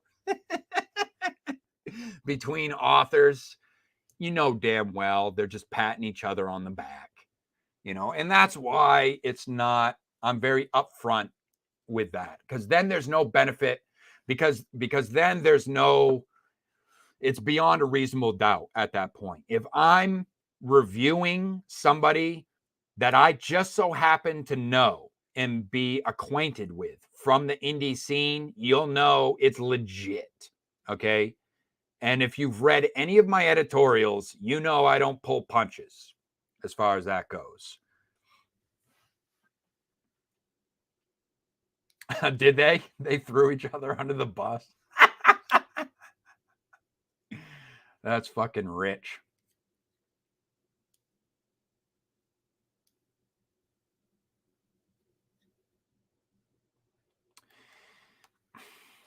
Not really. Not necessarily.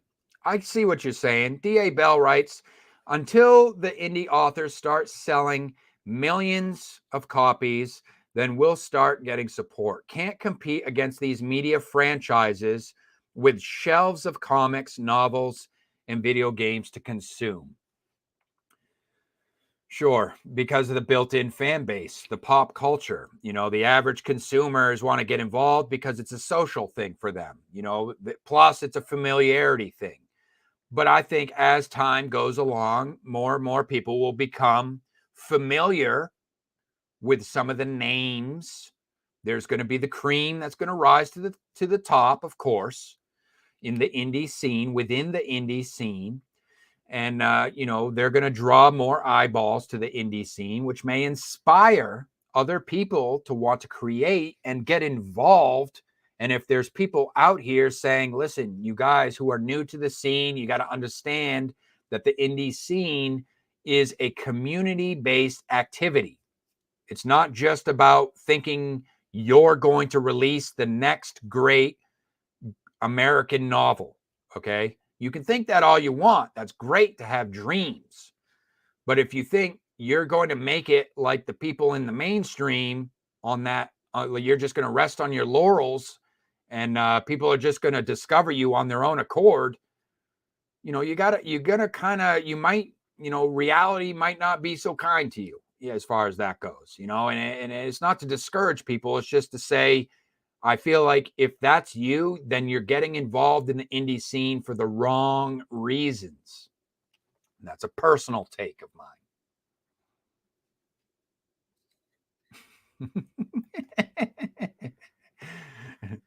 Like, I don't mean it like commies. I mean it in the literal sense of the word community, if there were such a thing, you know.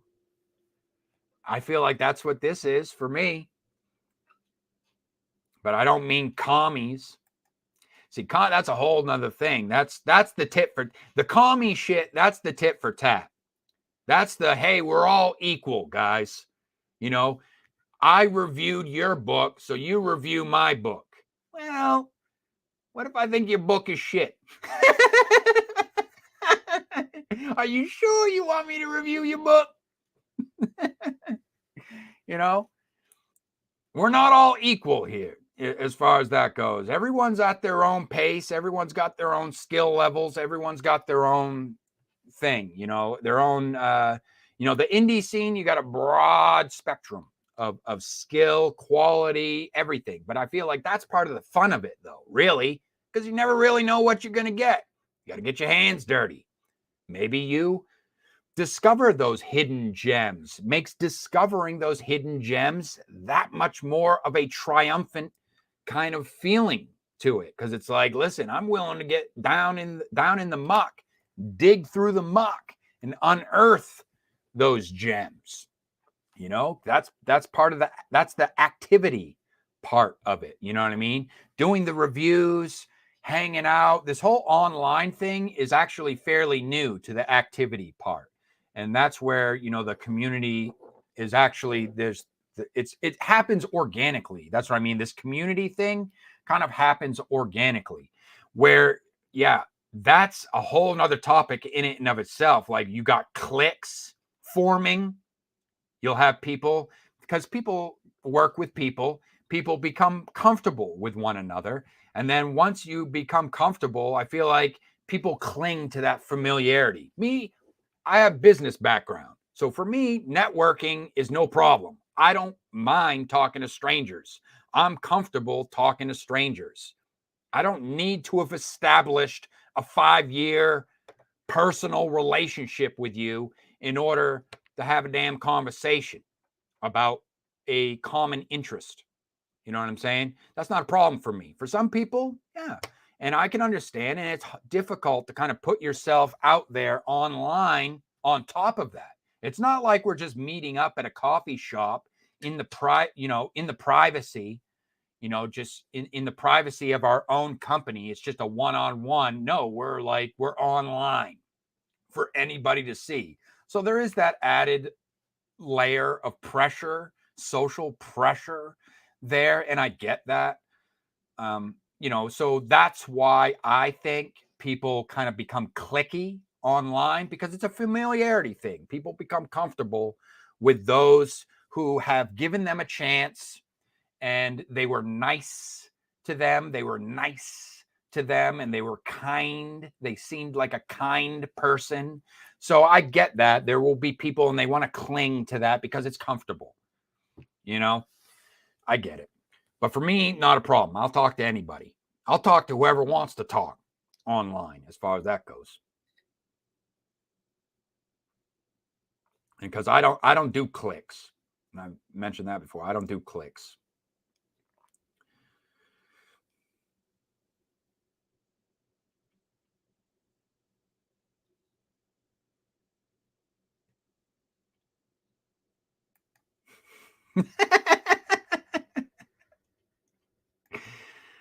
You know, and keeping it real, you know, it's like one of those things. It's like, eesh. You know, that's why, you know, you got to learn, you learn over time. It's a social thing. You got to have some level of social skills. And I know not a lot of artists have that. A lot of artists are introverts, if you want to subscribe to that label, but really just, you know, can be reclusive, very you know, introverted, just kind of stick to themselves, a loner type. I get that. And when you start getting out here and you got to network with people, you got to have some level of social skills. You got to be able to read the room. You got to be able to read people and kind of be able to read social cues and stuff like that to some degree. You know, you can just have fun with it, have a conversation. But yeah, you know, there is some level of skill involved. This shit just doesn't happen naturally for everybody, you know. I don't have a problem talking to people. Just because I don't have a problem talking to people doesn't mean that it's something I necessarily desire to do with all people. You know what I mean? As far as that goes. But it's a skill, you know, it's a skill that you kind of acquire over time. You got to get out there. D.A. Bell, what do you got going on here? D.A. Bell, I think the comic book industry, because it's small, is the only industry where a bunch of people stopped supporting the mainstream, like DC and Marvel, to support the indie scene. It's definitely on the rise. Definitely on the rise. I'm involved. Not creatively, but I mean, I'm getting involved as a patron. So I'm on the other side of the coin on that as far as the comic book corner of YouTube and the indie scene goes.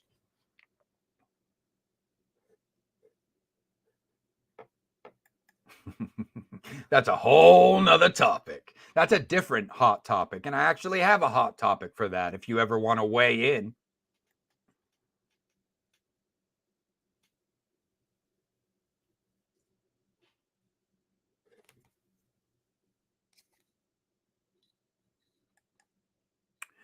We can talk about that for a second. I think that that's on point with this hot topic. As a matter of fact, I'm kind of glad that you brought that up. D.A. Bell writes, the problem is that nobody is really talking about the books.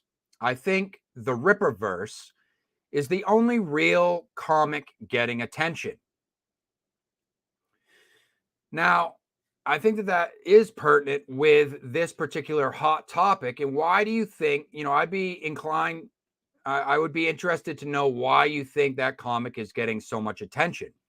Do you think that comic is getting attention because of marketing? Or do you think that that comic is getting attention based on the merit of the work? Because I've seen two sides to that.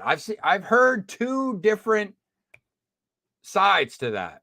There's definitely some people out there that are saying the Rippaverse took off because of there were based upon preconceived notions that had absolutely nothing to do with the actual work itself, meaning the work itself, aside from the fact that it was a politically charged campaign when it was originally introduced.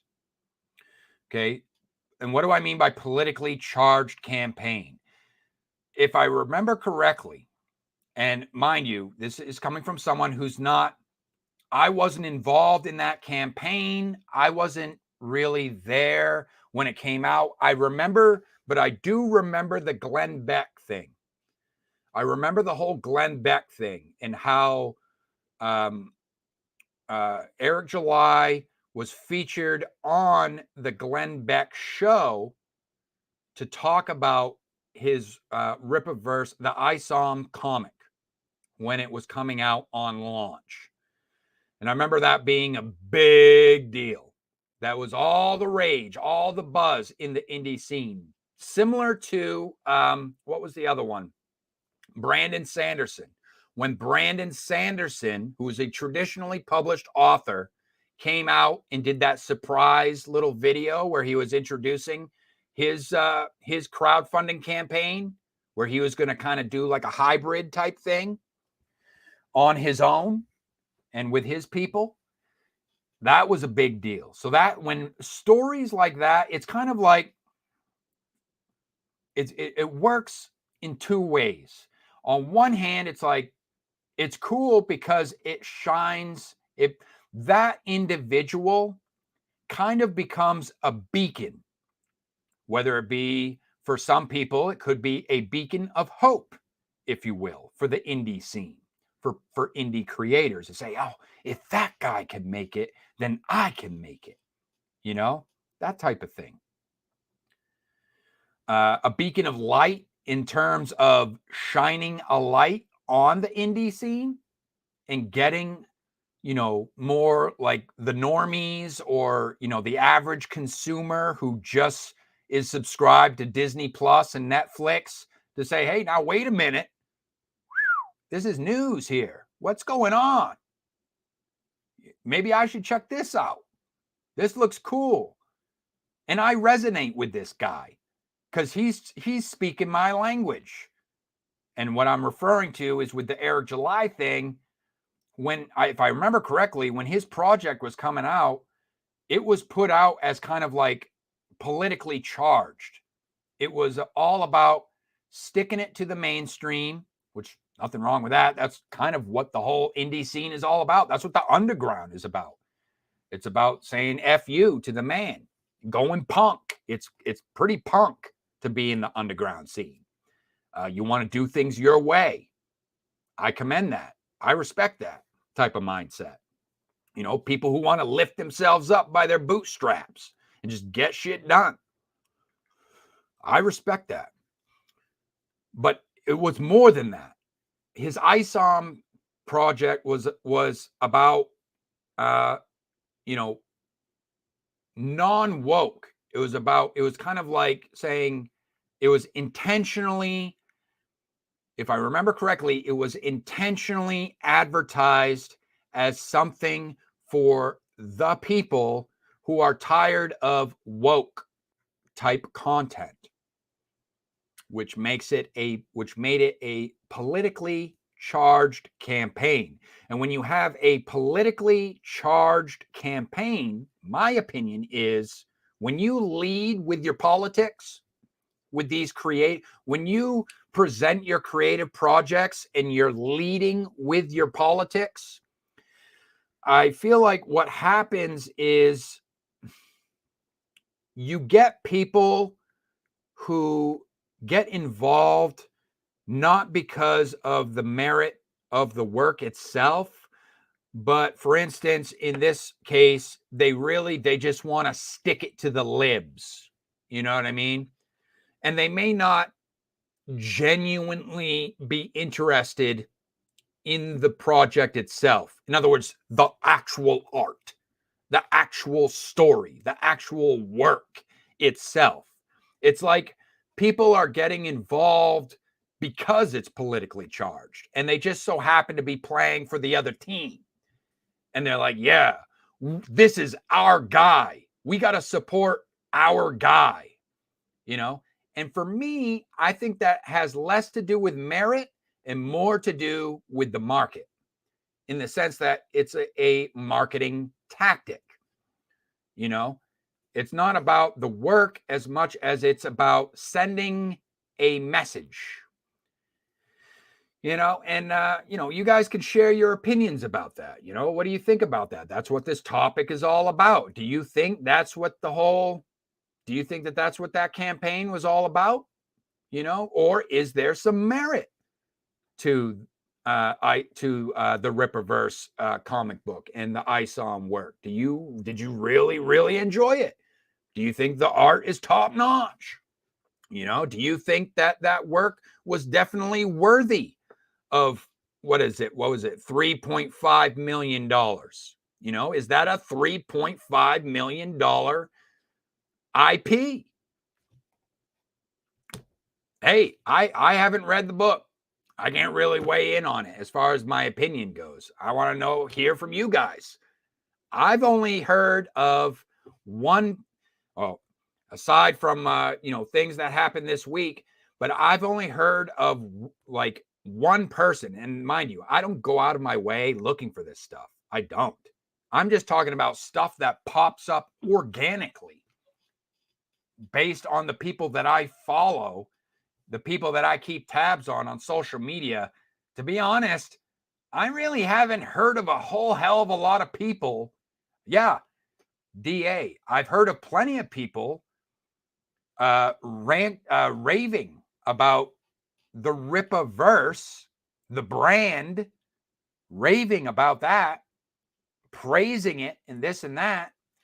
But I really, if I'm to be honest, I really haven't heard a lot of people talking about the work itself, reviewing it, talking about it, riffing on it.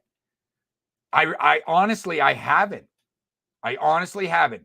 All I've ever heard is reply guys just praising Rippaverse in general and sticking it to the libs, which has nothing to do with the merit of the work itself and has everything to do with how the work was marketed as a kind of like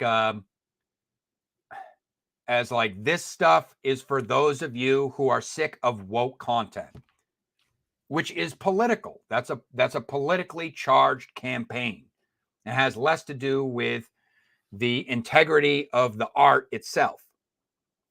So maybe that's a spicy question that I pose to you guys. Do you think ISOM 1 or the Rippaverse in general is a $3.5 million IP? I'd be happy to hear you, especially from those of you who have actually taken the time to give the work a chance and read it cover to cover. Please share your thoughts.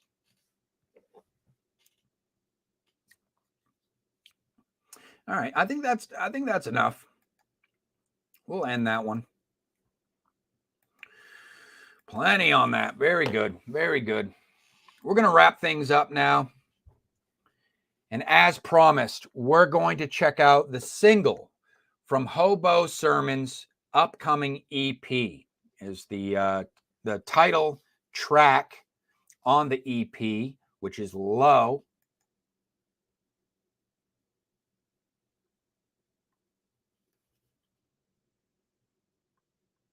I'll prepare that for you guys. Check in one more time with the comments. But that's it for today's show. Listen, I hope you guys had some fun. I hope y'all discovered something new. But don't fret, because guess what? I will be back here for you next week, same time, 9 p.m. Eastern Standard Time. That's 6 p.m. Pacific. Hey, that's awesome. Congrats. By the way, for those of you who have made it this far in the show, you want to tune in next week. We might have a little special guest here next week. So check it out. Stay tuned.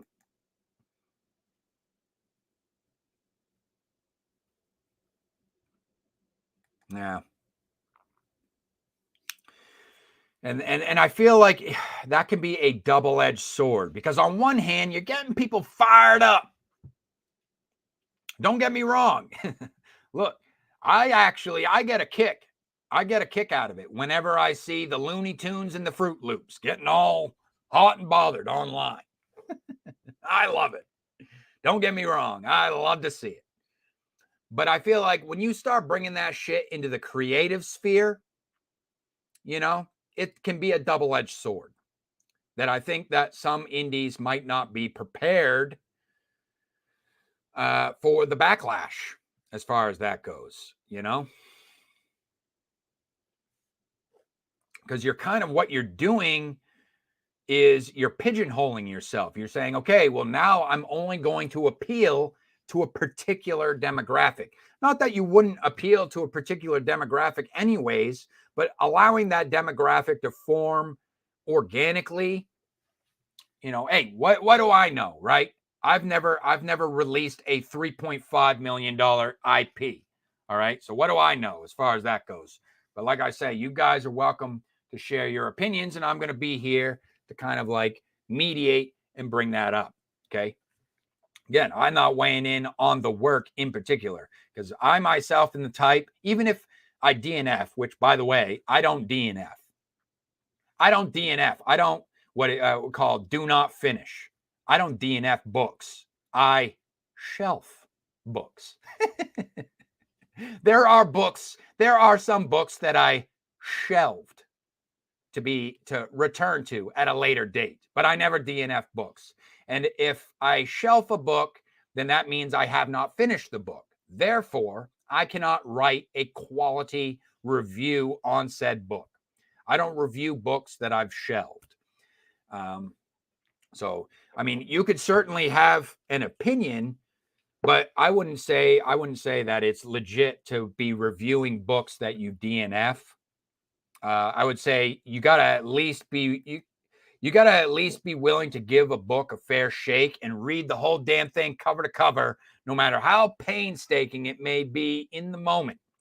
But then just bear in mind, in the back of your mind, to say, oh, am I gonna unleash when I'm done this book? I had to sit through all this fucking shit. Oh, best believe I'm gonna unload. Because at that point, you're justified. You're justified to unload at that point, because that was your time, money, and attention that you invested in said product.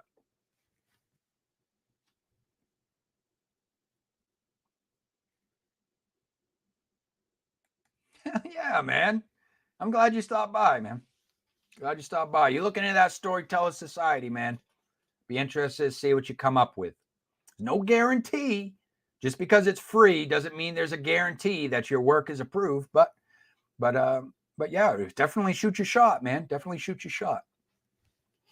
It's something that I market weekly. I do it every week. I'm marketing that. So if you do happen to get a contribution, and you can contribute, you can contribute multiple times as well. Okay. It's not like a one and done. If one thing doesn't get accepted for one reason or another, you can always contribute a different something else, give that a shot.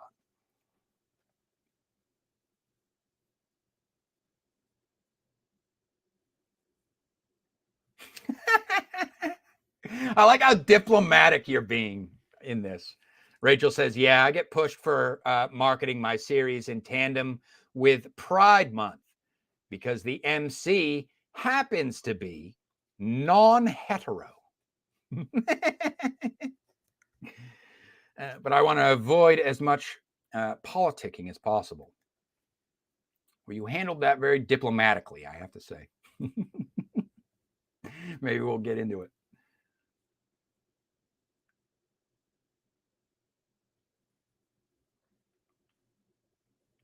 One of them, and I believe I have one coming up as well. What do we got? The Bell Tolls. Is that the one? No, the Queen Funeral. The Queen Funeral. Is that the one? Because I haven't read that yet. It's coming up.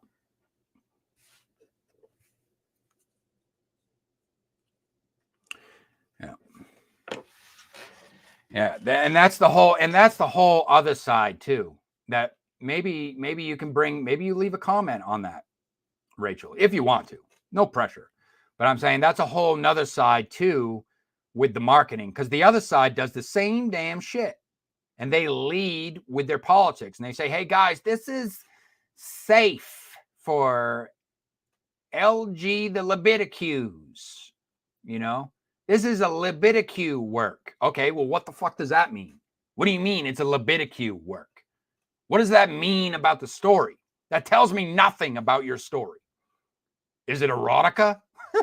Because when you tell me it's a LGBTQ, I'll take your comment off. When you tell me it's a LGBTQ work, literally all you're telling me is it's not for me.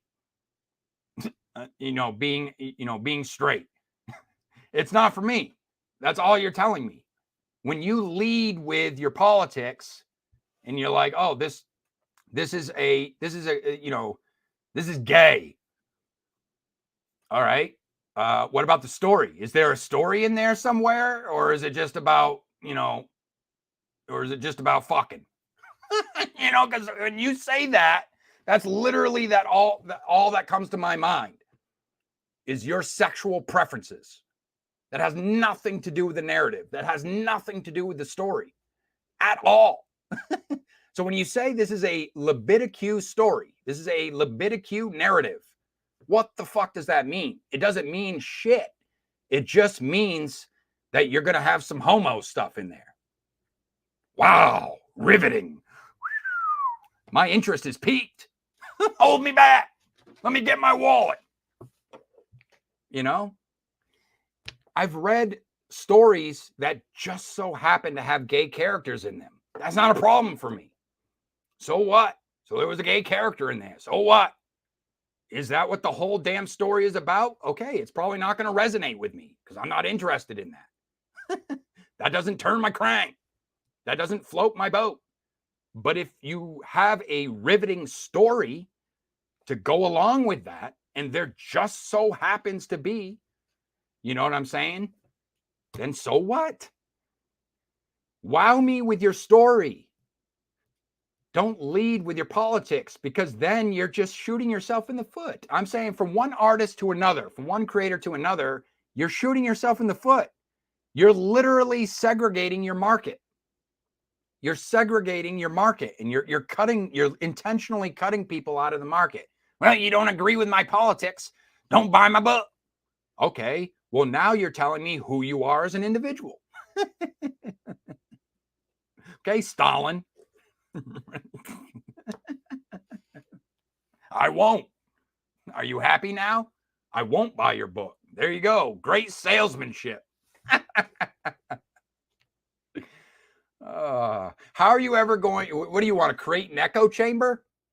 You only ever want to appeal to a very specific demographic that already agrees with your fucking politics to begin with? See, I feel like I keep going on this hot topic. I'm telling you, this is a hot topic. I got to save it for another time, you guys. But leave your comments down below if you feel what I'm putting down, or you got something else you got to share. You got something else you got to say. Because we'll do it. We'll get into it. I ain't afraid. This is Monday Night Live, baby. We keep it raw. But right now, we got an artist we got to do some justice. And we're gonna close out the show tonight. I'm gonna close it out. This is my final goodbye here, because I'm gonna dip out, and I'm just gonna put on the song from Hobo Sermon's upcoming EP release in the post-production. And for those of you watching on the replay, I will have a link to his Indiegogo campaign in the show notes down below. If you dig what you hear, and check it out, and review the interview I did with him earlier in the show. So thanks. I want to say thank you to all of you who showed up in the chat. Appreciate y'all for participating in the live event. And for those of you at home watching on the replay, again, you go ahead, drop a comment down below, even if you like to just say hi, because I always like to see who took the time to stop by. Have a good week, you guys.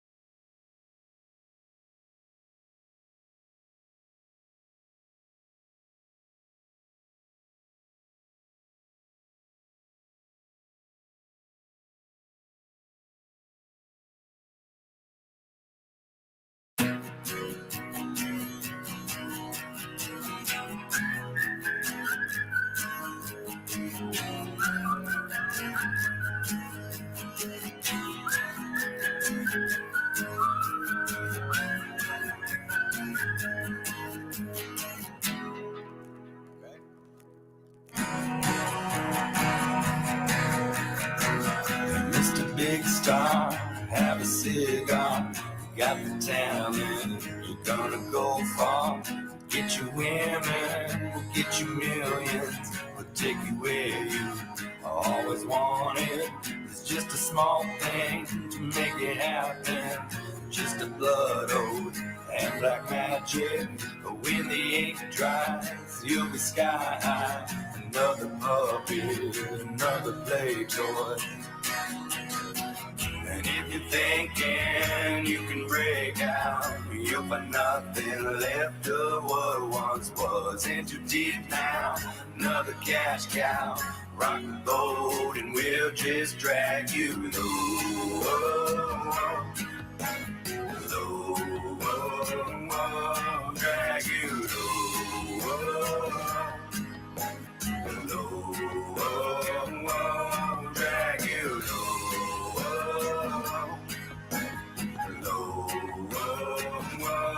Drag you low,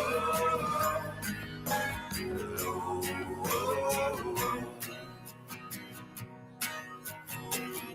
Hey, the sweetie, aren't you pretty? I think you're ready to be the next thing. We'll make you famous, we'll make you gorgeous. We'll have your face up on every billboard. And there's one catch though, before you start soars, need to lie down, take off your clothes. And when it's over, you'll be adored. Another scarlet, another cheap hole. And if you're thinking you can break out, you'll find nothing left of what once was. In too deep now, another cash cow. Rock the boat and we'll just drag you low. Low, drag you low. Low, drag you low. Low, drag you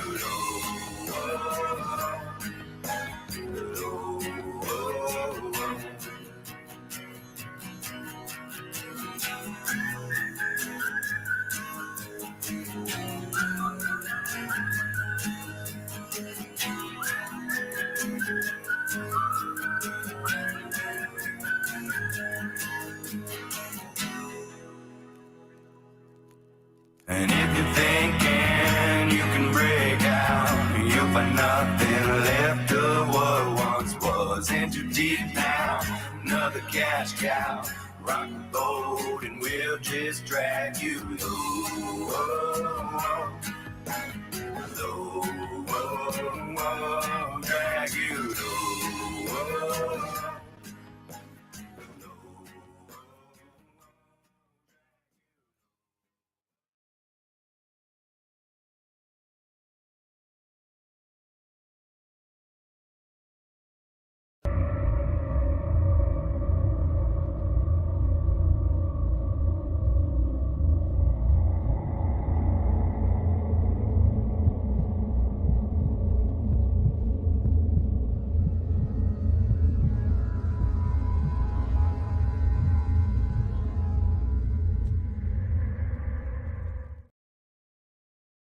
This offended my sensibilities.